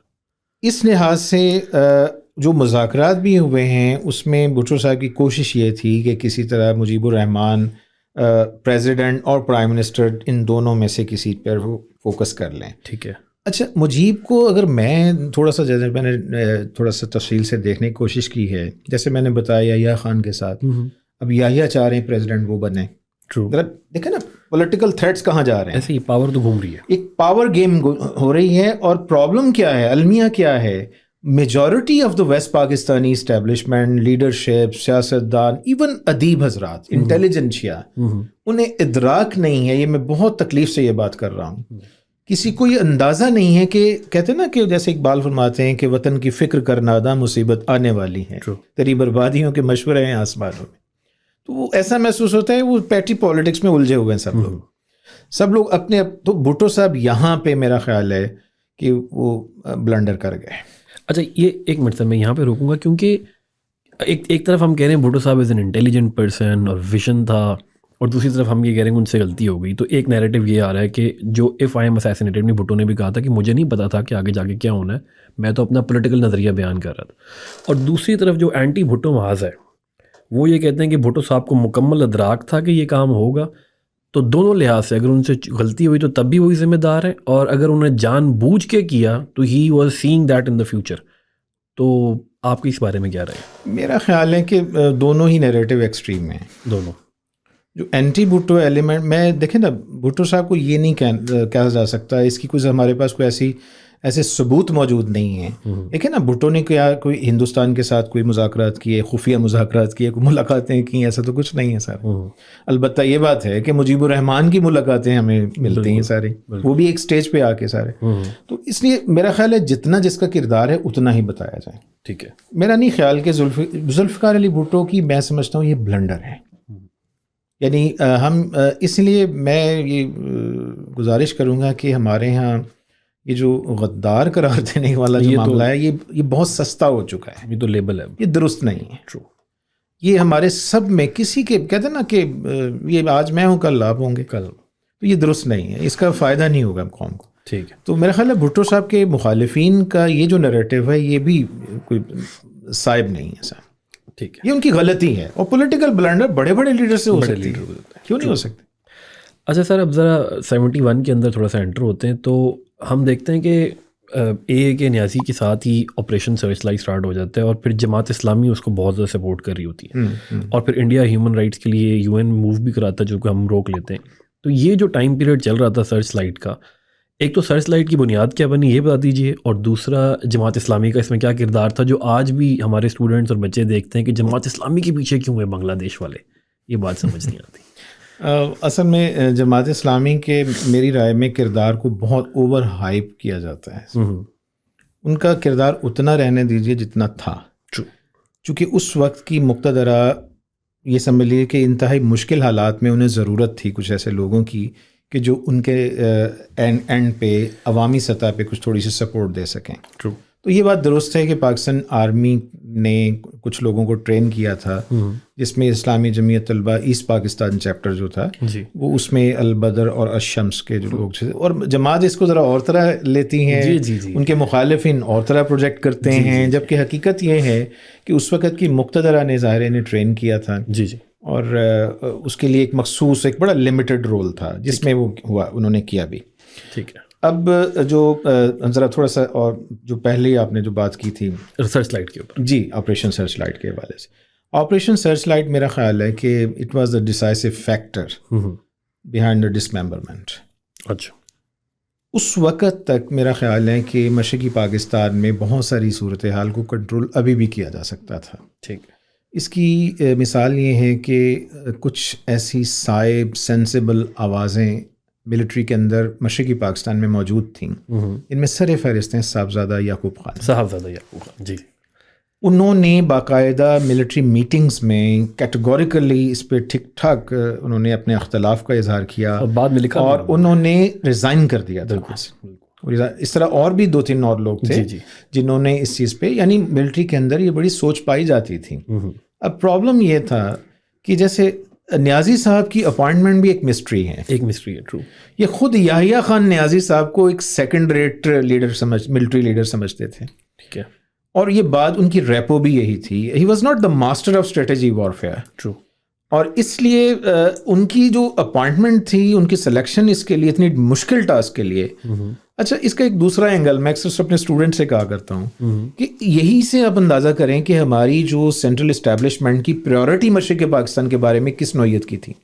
صحیح یعنی اتنا مشکل ترین محاذ ہے اور تاریخ کے اہم محاذ کے لیے آپ ایک انتہائی ایوریج آدمی کو بھیج رہے ہیں. سیریسنس کا ایک وہ لیول دیکھیں نا, مطلب یہ بھی تو ایک کوشچن مارک ہے. ٹرو.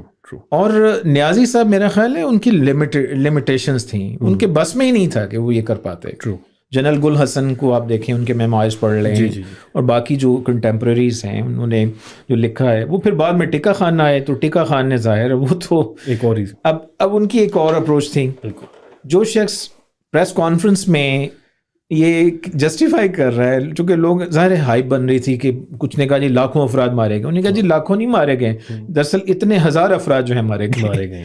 تو اس پہ اور زیادہ پھر ایک نیگیٹو ادراک نہیں ہو سکا اس کا. میرا خیال ہے دیکھیں تھوڑا سا یہاں پہ ملٹری جو فوجی کو آپ تھوڑا سا مارجن دیں. ٹھیک ہے, فوجی ظاہر ہے یس سر نو سر, اس کے علاوہ کوئی لینگویج نہیں جانتا. ایک ڈسپلن لائف کی وجہ سے فوجی کو جب آپ سیاست میں لائیں گے یا وہ آئے گا, ظاہر ہے پھر وہ اپنے انداز سے آئے گا. ایک مثال دیتا ہوں, 69 میں ایوب خان کے خلاف دراصل ان ہاؤس کو ہوئی تھی. جی, اور اس کے ماسٹر مائنڈ ظاہر ہے ہم جانتے ہیں یحییٰ خان تھے. جی. اب مزے کی بات ہے کہ ایوب خان اس وقت بھی was living in fool's paradise, اور وہ ایکسپیکٹ کر رہے تھے کہ مارشل لا لگا دیا جائے. جی. یحییٰ خان نے کہا کہ جناب آپ مارشل لا نہ لگائیں, اگر لگائیں تو پھر یہ ذہن میں رکھ لیں کہ میرے بندوں کو, میرے جوانوں کو اگر سڑک پہ کسی نے گالی دے دی تو میں تو شوٹ کروں گا, کیونکہ فوجی کے بعد اور کوئی آپشن نہیں ہوتے. صحیح کہہ رہے ہیں. ٹھیک ہے, تو اس لحاظ سے آپریشن سرچ لائٹ یہ ایک میرا خیال ہے کہ اس کی ٹائمنگ اور اس کی ہینڈلنگ انتہائی یہ کہتے ہیں نا کہ ایبرپٹ تھی. اچھا. اور بدقسمتی سے جنرل ٹیکا خان جو تھے وہ اس چیز کو بالکل بھی صحیح ہینڈل نہیں کر پائے, اور اس نے پھر جو تھوڑا بہت مارجن رہ گیا تھا بنگالیوں کے اندر, جو ان کی واپسی کے امکانات تھے, وہ بھی بالکل معدوم ہوتے. تو آپ یہ سمجھتے ہیں کہ سرچ لائٹ سے پہلے تک بنگالیز کا مسئلہ ہاتھ سے نہیں نکلا تھا؟ نہیں نکلا تھا. میں تو یہاں تک کہتا ہوں اگر آپ مجیب الرحمان کے اور عوامی لیگ کے کچھ اور لیڈرز, ان کے بیانات, ان کی تقریریں, ان کے انٹرویوز اگر آپ پڑھیں تو میرا یہ خیال ہے کہ ایون نومبر دسمبر میں بھی اس صورتحال کو روکا جا سکتا تھا. اچھا. لیکن ظاہر ہے پھر وہی بات ہے کہ کیا ہمارے پاس ول تھی, ہم چاہتے تھے کہ ایسا ہو. ہم تو ظاہر ہے ہم نے بندوق اٹھا لی تھی. ٹھیک ہے. اور اس کا دوسرے لفظوں میں سر دیکھیں میری ایک عرض ہے, آپ یہ تو دنیا کا یونیورسل ایک ٹروتھ ہے, فوج عوام سے نہیں لڑ سکتی. ایسے ہی بالکل. فوج کی طاقت عوام ہوتے ہیں. بالکل. جب آپ پوری قوم کو ہی غدار بنا دیتے ہیں تو آپ پھر لڑ نہیں سکتے, آپ تو جنگ وہیں پہ ہار جاتے ہیں. ٹرو. یہ 71 کا سب سے تلخ سبق ہے. اچھا سر, ابھی سرچ لائٹ کی تو ہم نے بات کر لی, دوسرا جو پیرایا اس کو دیکھنا بھی ضروری ہے. یہ مکتی بانی کے بارے میں کوئی کلیئرٹی نہیں مل سکتی, اور عام آدمی جو پاکستان کا ایک لے مین ہے وہ تو اس کو دماغ میں بیٹھا ہے کہ یہ انڈین ایک فوج تھی یا انڈین ایک طریقہ کار تھا, اور جو ہمارے پاس رائٹرز آ جاتے ہیں وہ اس کو بنگالیز کہتے تھے, یہ نیشنلسٹ لوگ تھے. یہ مکتی بانی کیا تھی اور کس طریقے سے یہ ایکٹیو تھی؟ مکتی بانی کے حوالے سے جو مختلف سورسز سے ہمارے معلومات ہمیں ملتی ہیں, میرا خیال ہے کہ مکتی بانی کو یہ کہنا کہ یہ انڈینز تھے, یہ تو خیر بڑی ایک سویپنگ سٹیٹمنٹ ہے. اب دوسرا پہلو, مکتی بانی ظاہر ہے ایک ریالٹی تھی, اور میری اسٹڈی کے مطابق یہ 1967-68 میں مکتی بانی ایکٹیو تھی, لیکن اگرچہ اس کی ابھی وہ اسٹرینتھ وہ نہیں تھی, پیسو تھی. جی ہاں پیسو تھی. اور وقت کے ساتھ ساتھ پھر ایک سٹیج پہ 1969 کے بعد خاص طور پہ یہ پھر مغربی بنگال میں باقاعدہ ان کی ٹریننگ شروع ہو گئی تھی. 70 کے انتخاب کے راؤنڈ اباؤٹ. اور یہ ٹریننگ کون کر رہا تھا؟ یہ ظاہر ہے انڈیا میں موجود تھی. اس کے بارے میں جو ہمارے پاس جو اب تک کی معلومات ہیں, تو یہ ٹریننگ تو ہو رہی تھی, لیکن انڈیا کے لیے بھی اسٹریٹجیکلی یہ ایک بڑی بے وقوفانہ پالیسی ہوتی کہ انڈیا اپنے بندے بھیج دیتا ہے یہاں پہ. بالکل. کبھی ایسے نہیں ہوتا. یہ سارے پوری ورلڈ جو اسٹریٹجی ہوتی ہے نا, ملٹری اسٹریٹجی, جب آپ ایک ملک دوسرے کے حوالے سے, وہ تمام ممالک کرتے ہیں سارے. تو اس میں انڈیا یہ افورڈ، یہ ضرور تھا کہ ان کے ٹرینرز تھے، وہ بارڈر کے ساتھ ساتھ ان علاقوں میں یہ چیزیں موجود تھیں، لیکن وہ تھے بنگالیز، میجورٹی بنگالیز. تو یہ آپ میٹرک کی کتاب سے ذرا اختلاف کر رہے ہیں، کیونکہ وہ لوگ کہتے ہیں کہ یہ وہ تھے. نہیں میرا خیال ہے یہ تھوڑا سا مبالغہ ہے. ٹریننگ ضرور ہے، ٹریننگ ہے. اور یہ بات بھی درست ہے کہ 1962 کی سائنو انڈین وار کے بعد جب چائنا نے شکست دی انڈیا کو، اس وقت سے ایک میرا خیال ہے کہ انڈیا اس وقت سے کام کرنا شروع ہو گیا تھا. جی. یعنی را کا جو پہلا انٹرنیشنل جو اسائنمنٹ تھی وہ یہی تھی کہ ڈسممبرمنٹ آف پاکستان. ایک شخص ہے یوری بوزمیکوو. اچھا. یہ ساؤتھ ایشیا میں KGB کا اس چیپٹر کا انچارج تھا. اچھا. اور یہ پولٹ بیورو کا بھی یہ بڑا اہم ممبر تھا. اچھا. اور 1970s mid 70s میرا خیال ہے کہ 74-75 میں یہ منحرف ہو گیا تھا. یہ وہ جو ڈیفیکٹ ہو کے US چلا گیا تھا. ایگزیکٹلی. جی بالکل. اب ریسنٹ پاس میں آپ نے دیکھے ہوں گے اس کے انٹرویوز بھی، جو 80 کی دہائی میں اس کے انٹرویوز نشر ہوئے تھے. بالکل. اس کی ڈیتھ بھی ادھر ہی ہوئی اور غالباً فلوریڈا میں اس کی جی مجھے یاد آ گیا. بالکل. اچھا اب وہ تو کیٹیگوریکلی کہہ رہے ہیں. اچھا. کہہ رہے کہ ہم پاکستان کو توڑنا چاہتے تھے اور KGB کا بڑا براہ راست اس کا رول تھا. اچھا مزے کی بات یہ کہ آج تک، اچھا یہاں پہ دیکھیں نا، میرا خیال ہے کہ ہماری جو فوج تھی اس کے ایک طرف وہ جو رول ہے جس کو ہم نیگیٹو کہتے ہیں، دوسری طرف وہ کہتے ہیں نا آٹے کے ساتھ گھن بھی پس جاتا. جب ایک کہتے ہیں نا ایک سچ بات ہوتی ہے تو 100 جھوٹی باتیں بھی آتی ہیں، وہ بھی شامل. کہتے ہیں جب ایک مجرم بن جاتا ہے نا، پھر وہ سارے جو تھانے میں جو اس کا کیس جو کھلے ہوتے ہیں وہ سارے اس کے اوپر ڈال دیے جاتے ہیں. بالکل. تو ایسا ہوا ہے. اچھا. تو اسی طرح مثال کے طور پہ آج تک ہمارے، آپ کہہ رہے ہیں نا کہ مطالعہ پاکستان کے، تو ایک نیریٹو یہ ہے، ہم بڑے گھبرا جاتے ہیں کہ تاریخ اسلام کی بڑی تاریخی شکست ہوئی، سب سے بڑی ذلت ہمیں شکست کہ 90,000 فوجی قیدی، یہ صیغہ ہے سرنڈر ہو گیا. دیکھیں جو پروون فیکٹس اور فگرز ہیں، 45,000 سے زیادہ کے تو ٹوٹل ڈپلائمنٹ ہی نہیں تھی مشرقی پاکستان. اور جنرل نیازی کی کتاب کو اگر مان لیں تو وہ 40,000 کہتے ہیں، اور شرمیلا بوز نے بھی یہی فگرز دیے ہیں. ایگزیکٹلی. آپ یوں کہہ لیں کہ بہت محتاط اندازے میکسیمم بھی اگر تھے تو 40 سے 45,000 تھے، اس سے زیادہ نہیں تھے. اب ہوا کیا، یہاں سے بھی نیریٹو ماسکو سے جنریٹ ہوتا ہے. اچھا. یہ جو لوگ قتل ہوئے یہ فگرز بھی آج تک مسٹری ہے. کہا گیا کہ 3.5 لاکھ افراد جو پاکستان آرمی نے مار دیے، جی، یہ آج تک کہیں بھی ثابت نہیں کیا جا سکا ہے. ٹرو. شرمیلا بوس نے تو آ کے تو اور زیادہ وہ مشکل میں ڈال دیا سب. بالکل. انہوں نے تو بہت ہی چھوٹے اماؤنٹ اور بڑا ایک آنیسٹ اوپینین دی ہے انہوں نے. ایکچولی یہ ہوا تھا کہ ماسکو کے ایک میگزین میں سب سے پہلے یہ جنریٹ ہوئی ہے فگر. اچھا. مزے کی بات ہے خود مجیب الرحمان کو پتہ نہیں ہے. اچھا. وہ ظاہر ہے جب انہیں پتہ چلا پاکستان ٹوٹ گیا ہے، پھر انہیں پھر ایک معاہدے کے تحت آزاد کیا گیا، پھر وہ جب آ رہے تھے تو اس بارے میں انہیں اس وقت انکشاف ہوا. تو ایک ایئرپورٹ پہ غالباً ان کی گفتگو ہو رہی تھی ایک صحافی سے، تو اس وقت ان کے منہ میں شاید ڈالا گیا کہ یہ، انہوں نے کہا کہ جی یہ جو ہے نا 3 لاکھ افراد تھے، ٹھیک ہے، جو قتل ہوئے. اب اسی کو پھر انہوں نے آ کے بنگلہ دیش میں اس نیریٹو کو سرکاری سطح پہ پروموٹ کرنا شروع کر دیا، اور پھر وہ ایک دم سے پھیلتا گیا. اچھا. دلچسپ بات یہ ہے اس وقت سے آج تک بنگلہ دیش میں 2-3 کمیشن بن چکے ہیں ان کے نیشنل لیول کے، آج تک یہ فگرز ثابت ہی نہیں ہو سکے. تو میں آپ کو ایک پرسنل ایکسپیرینس شیئر کرتا ہوں کہ میں چونکہ بنگال میرا ایریا آف ریسرچ رہا ہے اور اوور دا ایئرز میں اس پہ پڑھتا بھی رہتا ہوں. کچھ بنگالی ایسے انٹلیکچوئلز ہیں، ان کے ساتھ میری ڈسکشنز چلیں، بہت کچھ ہوا. اچھا. اس طرح ایک خاتون ہیں ڈھاکہ کی ہیں، یعنی یہ کہہ لیں کہ one of the most senior journalist میں شمار ہوتی ہیں. وہ ادھر پاکستان بھی آتی رہتی ہیں. اچھا. اور بڑا GHQ کے ساتھ بھی ان کے بڑے ہیں، وہ مہمان ہوتی ہیں. ضرور بتائیں ان کے بارے میں. نازنین فردوسی صاحبہ، اگر وہ ناراض نہ ہو میں ان کا نام لے رہا ہوں سر. اچھا. ماشاء اللہ بہت اچھی، ان کے میاں جو ہیں موسیقار ہیں سر. اچھا.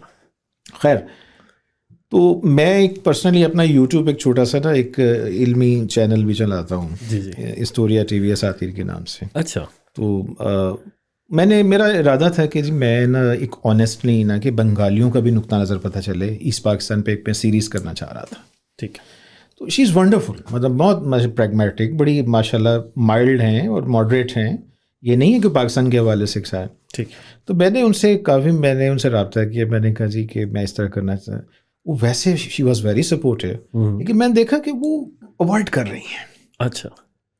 میں کافی زیادہ ان کو کوشش کی کہ کس طرح آن بورڈ. میں نے کہا جی ہم اسکائپ پہ آ جاتے ہیں، ہم اس پہ گوگل میٹ پہ آ جاتے ہیں، تو we would love to listen to your argument. But she was not ready. اچھا. اور ظاہر ہے انہیں یہ بھی افسوس ہو رہا تھا کہ جی میں کوئی لفٹ نہیں کرا رہی. جی جی. At the end of the day ان کا لاسٹ میسج پھر یہ آیا کہ professor Ghazi I am really sorry, we are not allowed to do that. اچھا میں اس وقت مجھے یہ چیز کا اندازہ، پھر اور بھی کچھ ایسی مثالیں میں آپ کو دے سکتا ہوں. ٹھیک ہے. بات ہو رہی ہے فگرس کی. ٹرو. بنگلہ دیش میں ورچولی ایک طرح سے یہ کہہ لیجیے کہ اسٹیٹ کی طرف سے یہ اس کو ڈسکریج کیا گیا ہے، چونکہ ان کے پاس کوئی کمیشن میں کوئی ایسے فگرز موجود ہی نہیں جو وہ چاہتے تھے. اور اس نے اب اس موضوع کو ہی انہوں نے دفن کر دیا. دفن نہیں، مطلب اس پہ آپ بات نہیں کر سکتے. اچھا، یہ وہ نو گو ایریا. یہ ہمارے ان دوستوں کے لیے ذرا تھوڑا سا ایک لمحہ فکریہ ہے جو ہمارے ہم بالکل کہتے ہیں نا آنکھیں بند کر کے ایک مخصوص نیریٹو کو لے کے چلتے ہیں. یہ ٹھیک ہے کہ پاکستان آرمی سے بھی ظاہر ہے کچھ غلطیاں ہوئیں، جہاں پہ چونکہ یہ ایک معاملہ ایسا ہے کہ اب یہ بال کسی کے ہاتھ میں نہیں رہی. ٹرو. ٹھیک ہے نا، یہ ایسی چیز ہے. تو جب سڑک پہ معاملہ آ جاتا ہے اس میں پھر دونوں پارٹیز سے ایکسیسز ہوتی ہیں. جیسے مثال کے طور پہ اوریانہ فلاشی ہے، بڑی مشہور جرنلسٹ تھی. بھٹو صاحب کا بھی اس نے ایک زمانے میں انٹرویو کیا تھا، بڑا مشہور ہوا. بڑے بڑے لیڈرز کے اس نے مجیب الرحمان کا بھی انٹرویو کیا ہے. اچھا مزے کی بات یہ ہے کہ یہ اس زمانے میں اس نے انٹرویو کیا، وہ کرنا نہیں چاہتی تھی چونکہ اس کی پرسیپشن مجیب کے بارے میں بنی تھی اس وجہ سے کہ اس نے خود آئی وٹنس تھی، اس نے بہاریوں کا قتل عام ہوتے دیکھا تھا ڈھاکہ میں. رائٹ. تو اس وجہ سے وہ بڑی اگریسو، اب وہ دوسری ایکسٹریم پہ تھی، وہ بات ہی نہیں سننا چاہتی تھی. اور اس نے خود لکھا بھی ہے کہ میں انٹرویو نہیں کرنا چاہتا، لیکن میرے باسز جو ہیں وہ کہتے ہیں جا کے انٹرویو کرو. اس نے تو مجیب الرحمان کو فاشسٹ اور بہت کچھ کہا ہے. اچھا. تو اب ایک نیریٹو وہ بھی ہے. صحیح. احمد سلیم نے جو کتاب وہ انٹرویوز چھاپے اس میں اوریانہ فلاشی کا انٹرویو اس نے ریپروڈیوس کیا ہے سارا. تو مطلب یہ ایک ایسی ہائپ بنی ہے کہ فگرز کتنے تھے نہیں تھے. تو اس میں بہت کچھ اسی طرح جو لوگ جنگی قیدی ہیں، اب جنگی قیدیوں میں وہ میں نے بتایا کہ 40,000 سے زائد اگر میکسیمم تھے تو یہ 90,000 کہاں سے آ گئے. یہ کہاں سے آ گئے؟ اب 90,000 کا فگر کی کہانی یہ ہے کہ اصل میں خانسا میں بچے، خواتین، مالی، اور وہ جو کہتے ہیں نا کہ جو بھی ادھر ادھر سے انہوں نے دوسرے لفظوں میں پورے کاغذات پورے کیے، سپورٹ سٹاف. اس کے پیچھے کیا فلسفی تھی؟ اس کے پیچھے ظاہر فلسفی انڈیا کی انٹرسٹ یہ تھی کہ پاکستان کی جو آرمی ہے اس کو ڈیمورلائز کیا جائے. اچھا. اب دیکھیے کہ ہمارا جو نیشنل نیریٹو دونوں طرف سے اس میں ایک ایکسٹریم پہ گیا ہے. ٹھیک ہے. یعنی ایک طرف تو ہماری جو ایک بڑا انسٹیٹیوشن تھا بالکل گراؤنڈ زیرو پہ آ گیا 1971 کے بعد. بالکل. اور یہ انڈیا کی ان کی یہ نیشنل اسٹریٹجی تھی، اسی لیے اس آئیڈیا کو بہت زیادہ پروموٹ کیا گیا. ٹھیک ہے. اب مجھے افسوس یہ ہوتا ہے کہ دیکھیں نا دونوں طرف ہم ایکسٹریمز کا شکار ہیں. ٹرو. دیکھیں نا یہ بھی درست نہیں ہے کہ ایک انسٹیٹیوشن جو ہے اس کا جتنا جو رول ہے اتنا بتائیں. ہم وہ باتیں جن کے ہم خود بھی آئی وٹنس نہیں ہیں اس کو ہم کیوں اتنا آگے اس طریقے سے، جبکہ اس کے بغیر تحقیقی ہم آگے بات بڑھا رہے ہیں. اب تو خیر دیکھیں نا جب باہر سے لوگ تحقیق کرتے ہیں جیسے ڈیڈ ریکننگ ہے اور دیگر ہیں تو پھر ہمیں ذرا تھوڑی سی ہم سنبھلتے ہیں کہ یار یہ کیا ہو گیا. سر یہ تو اب ہمیں مکتی بانی اور ہم دسمبر کی طرف آ رہے ہیں، تو میں یہ جو 1 سے لے کے 16 دسمبر کے درمیان واقعات تھے ذرا ان پر ایک اچھڑتی ہوئی نگاہ ڈالیے گا کہ یہ کیسے ایک دم سے ہو گیا کہ انڈیا کی آ گیا، اور پھر ہمیں ایک دن پہلے BBC کی ڈاکیومنٹری ملتی جس میں وہ بتاتے ہیں کہ we will fight till the last bullet, اور پھر اگلے دن سرنڈر بھی آ جاتا ہے. سو یہ جو پوری ایونٹس ہوئے تھے دسمبر والے، بیکاز وہ جو دل خراش موقع ہے وہ 16 کو ہی آتا ہے، اس پہ آپ کیسے نظر ڈالتے ہیں؟ ایک تو یہ ہے کہ ہم 2 محاذوں پہ ہارے ہیں. ایک فوجی محاذ ہے اور دوسرا جو اس سے بھی بڑا محاذ تھا پروپیگنڈا کا محاذ. اچھا. ملٹری وارفیئر میں اور اسٹریٹجی وارفیئر میں پروپیگنڈا ایک بڑی اہم ریالٹی ہے ماڈرن ورلڈ میں. اور دنیا کا کوئی ملک وہ یہ افورڈ ہی نہیں کر سکتا کہ وہ پروپیگنڈا کو جو اس کو کاؤنٹر نہ کرے. ٹرو. میرا خیال ہے کہ ہم پروپیگنڈا کے محاذ پہ بری طرح سے فیل ہوئے ہیں. ہماری جو فیلئر کی کئی ڈائمینشنز ہیں. بالکل. یعنی آج تک ہم ابھی تک یہ طے کر نہیں پائے اور ہم ایک دوسرے کے اوپر کیچڑ اچھالتے ہیں. ہم کہتے ہیں جی یہ بس سیاستدانوں کا کیا دھرا تھا, ہم کہتے ہیں یہ صرف فوجیوں کا کیا دھرا تھا, جبکہ میرا خیال ہے کہ ایک نیشنل کولیکٹیو فیلئر تھا.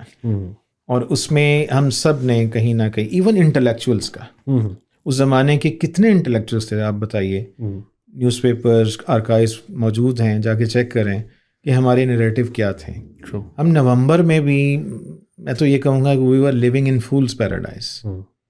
ہمیں پوری طرح سے ادراک ہی نہیں تھا کہ بات کہاں سے کہاں تک پہنچ چکی ہے.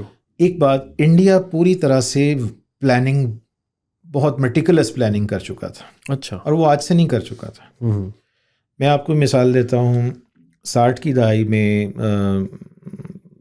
بنگالی لیڈرز میں ایک بڑا اہم نام ہے مولوی تمیز الدین خان, اور بڑے مائلڈ تھے. اور انہوں نے دیکھیں ان کی کتاب ہے ٹیسٹ آف ٹائمز, یہ پارشل ان کی آٹو بایوگرافی کہی جا سکتی ہے. اس کے علاوہ بھی ان کے کچھ انٹرویوز تھے, تو انہوں نے اس بات کی تصدیق کی ہے کہ جواہر لال نہرو کے زمانے سے ہی بنگالی لیڈروں کو پرسو کرنے کی کوششیں کی جاتی رہی تھیں. اچھا. انہوں نے اپنا بھی بتایا ہے. اچھا. کہ اس کی ریزن کیا ہے کہ مغربی بنگال اور مشرقی جو پاکستان ورچولی ان کا بارڈر ہی نہیں تھا. ایگزیکٹلی. یہ شاید آج ہمارے لوگوں کو یہ اندازہ نہ ہو سکے, یعنی ایک بڑا واسٹ ایریا ہے, پتہ ہی نہیں ہے کہ کہاں پہ یہ بارڈر ہے. بالکل. تو اس لیے وہ آنا جانا, تو بلکہ یہ تو ایسا تھا کہ کلکتہ میں رہنے والے عموماً ان کی کہتے ہیں نا مارننگز اور دوپہریں جو تھیں وہ ڈھاکہ میں صرف ہوتی تھیں, وہ شامیں ادھر کلکتہ میں ہوتی تھیں. بالکل. کچھ ایسے ماحول میں, تو اس لیے یہ ایک بڑا ایک پیٹرن بنا ہوا تھا. انڈیا مسلسل کوشش کر رہا تھا کہ بنگالی لیڈرشپ کو اپنے ہاتھ میں کرے, انہیں اپنے نیریٹو پہ لے کر آئے, اور اس کے لیے وہ کوشش میں تھے کہ پیسہ بھی لگائے. اس بات کی تصدیق ایک نہیں کئی جگہوں سے ہوتی ہے. صحیح. آپ یہ کہہ لیجئے کہ مجیب الرحمان کو بھی سٹارٹ میں پرسو کیا گیا تھا, لیکن مجیب الرحمان میرا نہیں خیال کہ 1966 سے پہلے وہ ہم ان کے بارے میں یہ کہیں کہ وہ بک چکے تھے. اچھا. یہ بہت مشکل ہے, اس کے سمٹمز نہیں ہیں. باقی دیکھیں ملنا ملاقاتیں کرنا, ہم دیکھیں نا کہ ایک بنگال کا جو پورا ایریا ہے, تو وہ انٹریکشن وہ آپ نہیں روک سکتے. ٹھیک ہے نا. تو وہ ہم اس کو یہ نہیں, اس پیرائے میں نہیں لے کے جا سکتے کہ یہ غدار تھے یہ سارے. یہ بات درست ہے کہ انڈیا کوشش میں ہے. پھر جیسے میں نے ابھی بتایا کہ را کا پورا پروجیکٹ تھا, اس لیے یہ درست نہیں ہے کہ یہ اچانک سے ہوا. اب یعنی ہم آ رہے ہیں انٹرنیشنل رول پر. بالکل. تو اس میں سب سے زیادہ کردار تو میں سمجھتا ہوں کہ USSR کا ہے. اچھا. اب اس میں بھی ایک تو ان کے مسائل تھے, ظاہر ہے ان کی انٹینشن تھی. بالکل. لیکن میرا خیال ہے کہ کچھ ہمارے بھی اومیشنز اینڈ کمیشنز ہیں. ٹھیک ہے. مثال کے طور پہ U2 انسیڈنٹ. ایگزیکٹلی. اور آپ کو جانتے ہیں کہ جو USSR کے پریزیڈنٹ تھے وہ اس قدر غصے میں آئے تھے, انہوں نے یونائٹڈ نیشنز میں تمام سفارتی آداب کو بالا تک رکھتے ہوئے اپنا بوٹ اتار کے ٹیبل پہ زور زور سے مارتے ہوئے انہوں نے پاکستان کو دھمکیاں دی تھیں, اور یونائٹڈ اسٹیٹس کو. بالکل. کہ وی ول سی یو. اور یہیں پہ انہوں نے کہا تھا کہ ہم نے پشاور کے ارد گرد ریڈ لائن لگا دی ہے ساری. تو USSR تو کیٹیگوریکلی آپ کی کہتے ہیں نا کہ اس میں اب وہ جو امکانات تھے بھی وہ بھی 60 کی دہائی میں معدوم ہو چکے تھے. بالکل. اب انٹرنیشنلی آپ ایک بڑی طاقت کو ناراض کر چکے تھے. بالکل. اب دوسری طاقت کا معاملہ لیجیے, یونائٹڈ اسٹیٹس. وہ انہوں نے ہمارے ساتھ تو رکھا, ہم ان کی ضرورت تھے اور آج بھی ہیں, لیکن انہوں نے انڈیا کے ساتھ معاملہ ختم نہیں کیا. بالکل. بلکہ دیکھا جائے تو 65 کی جنگ میں امریکی اسلحہ بھی استعمال ہوا ہے دونوں طرف ہوا ہے. تو یہ جو چیزیں ہیں, اب لے دے کے ہمارے پاس چین رہ جاتا تھا. بالکل. اب چین کی مشکل پوزیشن کو ہم نہیں سمجھ سکتے. آج لوگ دوست کہتے ہیں نا چین نے ہماری کیا مدد کی. میرا خیال ہے کہ اس میں سب سے پہلا سوال ہمارے اوپر ہے. بالکل. چین کیا کرتا اس کے تو اب وہ تو امریکہ کے ساتھ اپنے تعلقات بہتر بنانے میں لگا ہوا تھا. وہ تو ابھی بالکل فارمیٹیو فیز کے دور میں تو شروع ہوئے تھے بھی. ایگزیکٹلی. ہاں. تو اس لحاظ سے انٹرنیشنلی ایک بڑا مسئلہ یہ تھا کہ USSR پوری طرح سے یہ طے کر چکا تھا. اب ظاہر ہے انڈیا کی پرانی خواہش تو موجود تھی. بالکل. اس لیے یہ درست نہیں ہے کہ یہ بالکل اچانک سے 70 کے انتخابات کے بعد ہوا ہے. ٹرو. یہ بات درست ہے، لیکن اب یہاں پہ ہماری کوتاہی یہ ہے کہ ہم نے اس سچویشن تک پہنچنے کیوں دیا. اس میں ظاہر ہے پھر ہمارے وہ تمام اسباب اس میں آ جاتے ہیں. بالکل. دسمبر میں جہاں تک صورتحال، میرا خیال ہے دسمبر سے بھی پہلے نومبر میں صورتحال بہت کرٹیکل ہو چکی تھی. اب تو اتنا لٹریچر سامنے آ رہا ہے، ظاہر ہے نئے زاویے کھل رہے ہیں، جہاں امام ہیں، بڑی مائلڈ سی خاتون ہیں اور پڑھی لکھی انتہائی ویل ایجوکیٹڈ بنگالی خاتون ہے جن کے چھوٹے چھوٹے بچے ہیں. وہ انہوں نے اپنی ڈائری جو ہے وہ پبلش کی، ان کی جو بچے تھے وہ قتل کر دیے گئے تھے. تو اب وہ ڈائری اگر آپ پڑھیں 71 کے وہ دن کے نام سے، وہ اردو میں یہ غالباً جمہوری پبلیکیشنز والوں نے اس کو چھاپا ہے شاید. ٹھیک ہے. تو بہرحال اس طرح کا کئی ایسے سورسز اب آ رہے ہیں، تو اس سے ہمیں ایک اور اینگل بھی ملتا ہے. تو میرا یہ خیال ہے کہ اصل مسئلہ یہ تھا کہ انڈیا کو بھی جرت اسی لیے ہوئی تھی کہ انڈیا پوری طرح سے اب دیکھ چکا تھا کہ چونکہ دیکھیں نا مارچ 1971 میں اس وقت تک میرا خیال ہے کہ اب آپ کے پاس اور کوئی آپشن نہیں تھا کہ آپ مجیب کے ساتھ مذاکرات کریں اور آنیسٹلی کریں، اگر وہی بات کہ آپ کی خواہش ہے کہ پاکستان بچ جائے. ٹرو. اب آپ اپنی ٹرمز اور کنڈیشنز پہ بات نہیں کر سکتے تھے. ٹھیک ہے نا. پلٹن میدان میں جو بڑے بڑے پروسیشنز ہوئے ہیں، جس میں اس میں وہ تاریخی جو اس نے تقریر کی تھی، اس نے تو پھر وہ دیکھیں نا پوری تاریخ دہرا دی ہے. ایسے ہی ہے، ایسے ہی ہے. اس نے بتایا ہے چاہے غلط صحیح ہائپ جیسے بھی کہ ہم فلاں موقع پہ بھی ہم نے کمپرومائز کیا، فلاں پہ بھی کیا، فلاں پہ بھی کیا، لیکن پھر یہاں تک کہ وہ سہروردی کو بھی انہوں نے وہ اسٹیبلشمنٹ پہ ڈال دیا کہ اس نے قتل کروایا سارا. جی جی جی. تو ایسی بے شمار چیزیں، تو پھر پولیٹیکل ریٹورک میں تو پھر وہ اس کی واپسی ممکن نہیں رہی تھی. بالکل. اس کے لیے ہماری ایک کوشش ہونی چاہیے تھی کہ اس کو، میں سمجھتا ہوں کہ جب ملک جس طریقے سے ٹوٹا، جی، اس سے بہت بہتر تھا کہ ہم کسی اسٹیج پہ کنفیڈریشن کی طرف آ جاتے، کنفیڈریشن کی طرف چلے جاتے. صحیح. اور آپ کا یہ مطلب آپ کا پرسنل اندازہ ہے کہ مارچ تک حالات بالکل قابو ہو سکتے تھے اگر ہو سکتے مجیب سے بات کر لی جاتی. دیکھیں اس کی وجہ ہے عوامی لیگ بنیادی طور پہ ایک سیاسی جماعت ہے. آپ مکتی بانی والے سوال سے بھی ذرا کنیکٹ کریں نا. جی جی. مکتی بانی جو ہے دیکھیں نا وہ انڈیجنس لوگ تھے. یہ بات تو طے ہے کہ وہ جو ایک بہت بڑی ہیومن مائگریشن ہوئی ہے اس دوران. بالکل ہوئی ہے. عام بنگالی بیچارہ اس کی جو صورتحال تھی وہ انتہائی مطلب رلا دینے والی ہے. ایسے ہی. بالکل. تو اس تناظر میں میرا خیال ہے کہ اس وقت بھی یہ سیاستدان کبھی بھی کوشش نہیں کرتا کہ وہ جا کے لاسٹ ریزورٹ پہ چلا جائے. بالکل. مجیب الرحمان اینڈ تک اس بات میں وہ چاہتے تھے کہ کسی طرح کوئی پیچ اپ نہیں. بالکل. یعنی ایسے سمجھ اینڈ تک جب تو واپس جا رہے تب بھی ان کو یہ بات پتہ چلی. میں ایک اور دلچسپ، راؤ رشید نے اس کا تذکرہ کیا. جی جی. یہ ہے کہ 72 کے بعد کا واقعہ ہے. جی. مجیب الرحمان غالباً تھائی لینڈ وغیرہ جا رہے تھے، تو اس دوران پھر پاکستانی ایک وفد بھی تھا. وہ اتفاق سے وہ چونکہ وہ درمیان میں اسٹے تھا. جی جی. تو بینکاک میں وہ فلائٹ ادھر سے مجیب کی فلائٹ رکی ہے.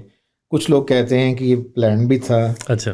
اور مجیب بھی ذرا تھوڑا سا کوشش تھے کہ ان کے اپنے انٹیلیجنس کے لوگوں کو نہ پتہ چلے. جی. تو بہرحال ہمارے جو لوگ تھے وہ بھی پہنچے وہاں پہ. جو لاؤنج میں، ایئرپورٹ لاؤنج میں مختصر ملاقات ہوئی ہے. جی. بھٹو اور مجیب صاحب کی. نہیں بھٹو کی نہیں. جی جی. یعنی یہ جو ہمارے غالباً دولتانہ. اچھا دولتانہ صاحب. دولتانہ اور شوکت حیات. اچھا. یعنی ہماری طرف سے کچھ لوگ تھے. میں ذرا تھوڑا سا اگر میں غلط نہ کہہ دوں، بہرحال یہ ملاقات ہوئی. ٹھیک ہے. مجیب نے اس وقت بھی، یعنی وہ جذباتی ہو گئے. راؤ رشید یہ کہتے ہیں. اچھا. جذباتی ہو گئے اور جو سے کہتے ہیں آنکھوں میں تارے جھلملانے لگے.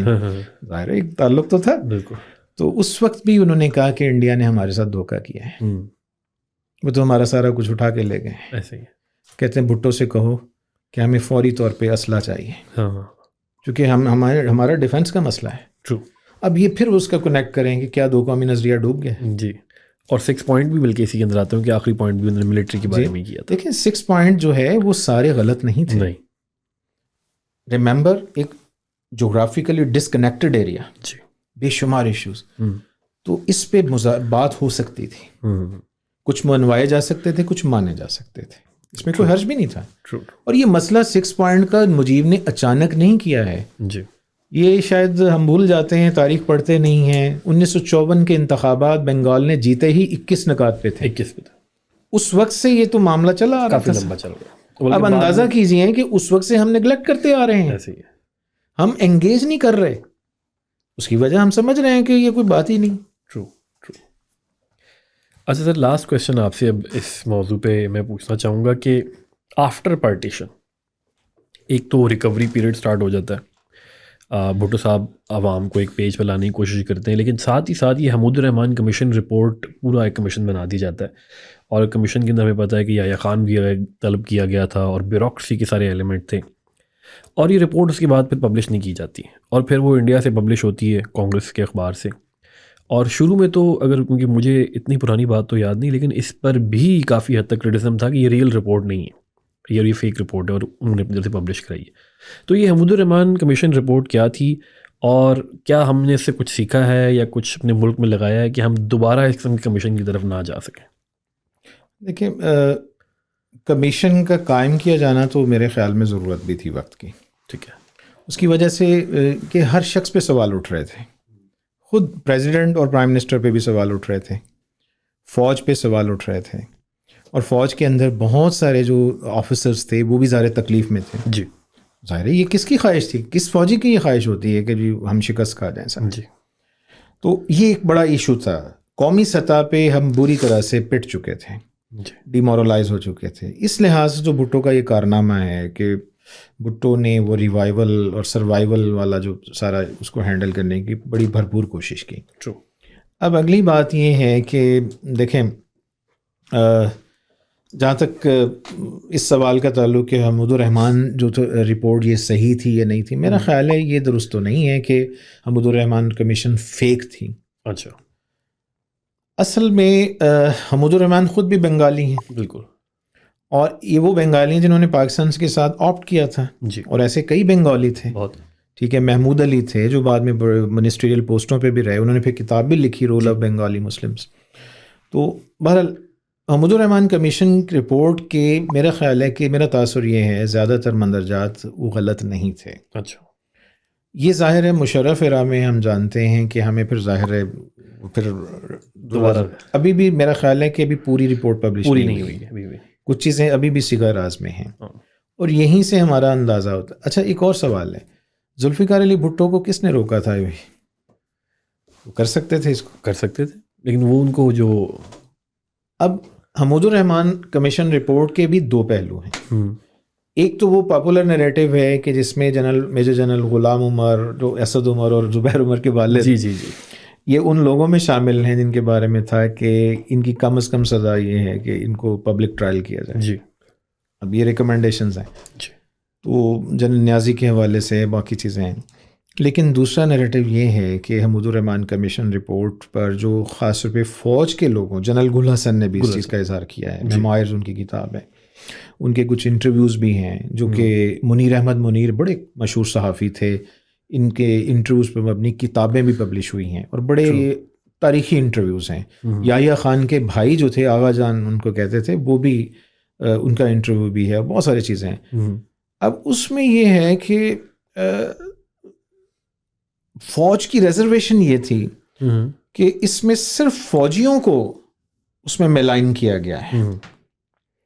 اس میں ظاہر ہے ہو سکتا ہے پاسبلٹی ہے کہ Zulfiqar Ali Bhutto sitting prime minister, اب وہ اس سچویشن کو ذرا کہتے ہیں نا کہ اب جن جو ہے قابو میں آیا ہے تو ذرا اب اس کو میکسیمم ایکسپلائٹ کیا جائے.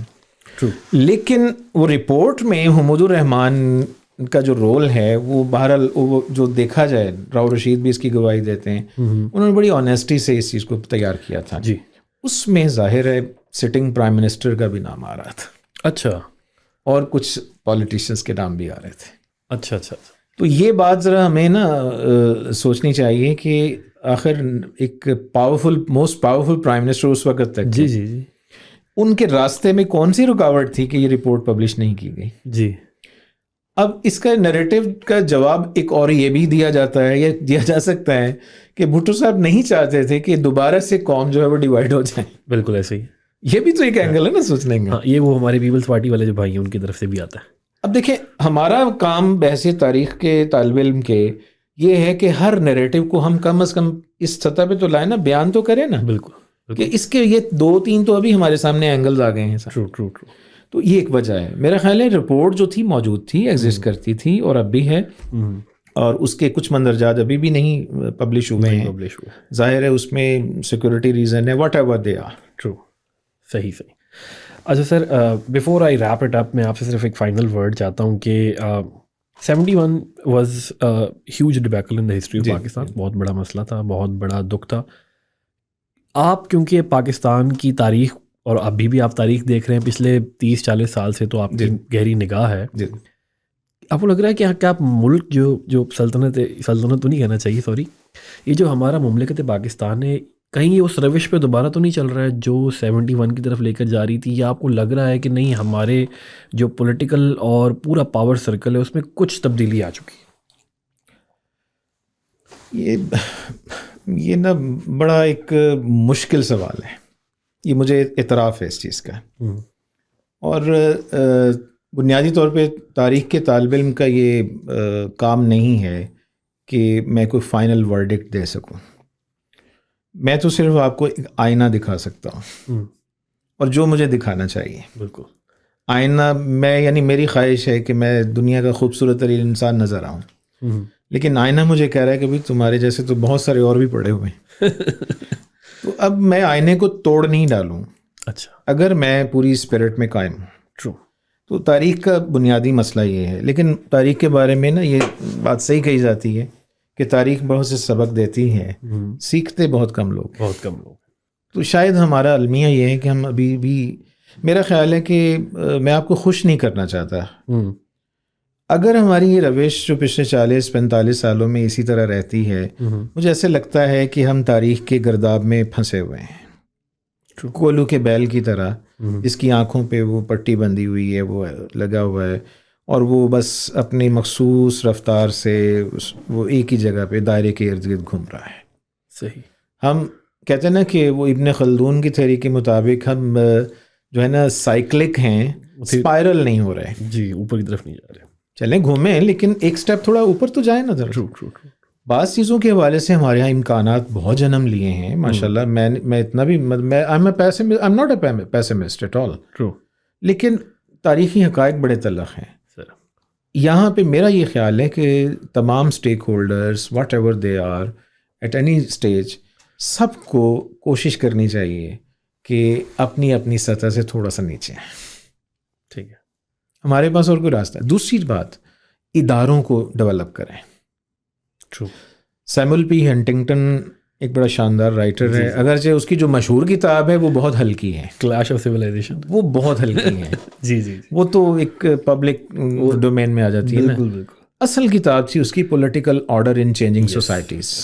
یہ لیٹ 60s میں پبلش ہوئی تھی, اور میرا خیال ہے ہمارے ایون شاید بہت سارے لوگوں کو اندازہ بھی نہیں کتاب ہے. اس نے پوری دنیا کے جو سیاسی نظاموں کا کمپیریٹو اسٹڈی کیا ہے, اس کا لب لباب کیا ہے. اس نے ایوب خان کو بھی اسٹڈی کیا ہے. اس میں لب لباب یہ ہے, وہ کہتا ہے کہ in the modernising world only those will survive, یعنی those systems who will institutionalise themselves, جو اداروں کی طرف. اس نے پورا کرکس نکالا ہے. کہتے ہیں آج جو سیاسی قیادت جو ہے وہ والی نہیں ہے کہ اب صلاح الدین ایوبی آئے گا اور پھریرے لہراتا ہوا اور آ کے ایک جس میں سب کچھ ٹھیک کر دے گا. جو ہیروز کمپلیکس ہے, ٹھیک ہے, ہیروز کی ضرورت ایک سٹیج سے ہوتی بھی ہے, لیکن میں اس سے انکار نہیں کرتا. اچھا, ہیروز یا لیڈرشپ یہ ہمیشہ ایک رول تو پلے کرتی رہے گی. بالکل. لیکن اب انسٹیٹیوشنلائز لیڈرشپ چاہیے. ٹرو. ہمارے پاس آپشن نہیں ہے. ٹرو. دیکھیں نا, اب انڈیا کے مسائل شاید بہت سارے ہم سے بھی زیادہ ہوں, اکنامکلی, فائنینشلی. غریب آدمی کی صورتحال وہاں بھی کوئی بہت اچھی نہیں ہوگی. Why they are so powerful, یہ تلخ سچ ہے. بالکل دشمن ہے لیکن تلخ سچ ہے. Why in every field of life they are actually we are lagging behind. بالکل. ایک ہی وجہ ہے, وہاں پہ اداروں پہ کمپرومائز نہیں ہوتا. ٹرو. سیاسی ادارے, اور میں اداروں سے مراد خاص طور پہ سیاسی ادارے. دیکھیے ملٹری بھی ہمیشہ اس چیز کے حق میں ہوتی ہے کہ at the end of the day ہر جنگ کا جو اختتام مذاکرات پہ ہوتا ہے, سیاسی سولوشن پہ ہوتا ہے. بالکل بالکل. یہ سیاست دانی ہوتا ہے جو گالیوں کے جواب میں بھی مسکراتا ہوا آگے فیس کرتا ہے. تو میرے خیال میں ہمارے پاس اور کوئی آپشن نہیں ہے کہ ایک سیاسی حل نکالا جائے. ٹرو. ورنہ پھر تاریخ 71 کا یہی سبق ہے. صحیح. فوجی حل کبھی بھی حل نہیں ہوتا. عسکری سائٹ پر نہ جایا جائے بلکہ سیاست میکسیمم کوشش کی جائے. ٹرو. اس کے لیے چاہے کچھ جو بھی قربانی دینی پڑے وہ بہتر ہے بجائے اس کے کہ بعد میں ہم پھر کہتے ہیں نا قبر پہ فاتحہ کہیں. بڑی قربانی دے رہے. جی ٹھیک. 71 کا ایک اور بھی سبق ہے. جی. ساؤتھ ایشیا میں امن ہم سب کی خواہش ہے اور ساؤتھ ایشیا کے امن میں میرا خیال ہے ہر شخص کو یہ اندازہ ہونا چاہیے انڈیا، پاکستان اور بنگلہ دیش یہ ہمیشہ اہم کردار ادا کریں گے. پاکستان کے لیے بہترین راستہ یہ ہے کہ اگر ہم چاہتے ہیں کہ انڈین ہیجمنی کو کنٹین کریں پولیٹیکلی اور خطے میں امن قائم ہو، ہمیں بنگلہ دیش اور پاکستان کو بہت تیزی سے قریب آنا پڑے گا. یہ دونوں ممالک کو. یہ جب آئیں گے تو پھر انڈیا بھی آن بورڈ ہوگا. ادروائز انڈین ہیجمنی کا راستہ آپ روک نہیں پائیں گے. ہم نہیں روک پائیں گے. جی ٹھیک. Thank you very much sir. It was lovely talking to you. اور مجھے امید ہے کہ میں نے تو آج بہت کچھ سیکھا ہے آپ سے. ہماری جو آڈینس ہے ان کو بھی سیکھنے کا اور انلائٹن ہونے کا موقع ملا ہوگا. This was 1971 from the podcast of World Times Institute. اور ہمارے ساتھ تھے غازی محمد عبداللہ صاحب جنہوں نے ایک بہت ہی کمپریہنسو انالیسس پریزنٹ کیا. اور ابھی مجھے ایسا فیل ہو رہا ہے کہ بہت ساری ایسی باتیں ہیں جو رہ گئی ہیں. So we will love to have you back again another day with us. This is Ahsan Tariq signing out from World Time Institute. Thank you.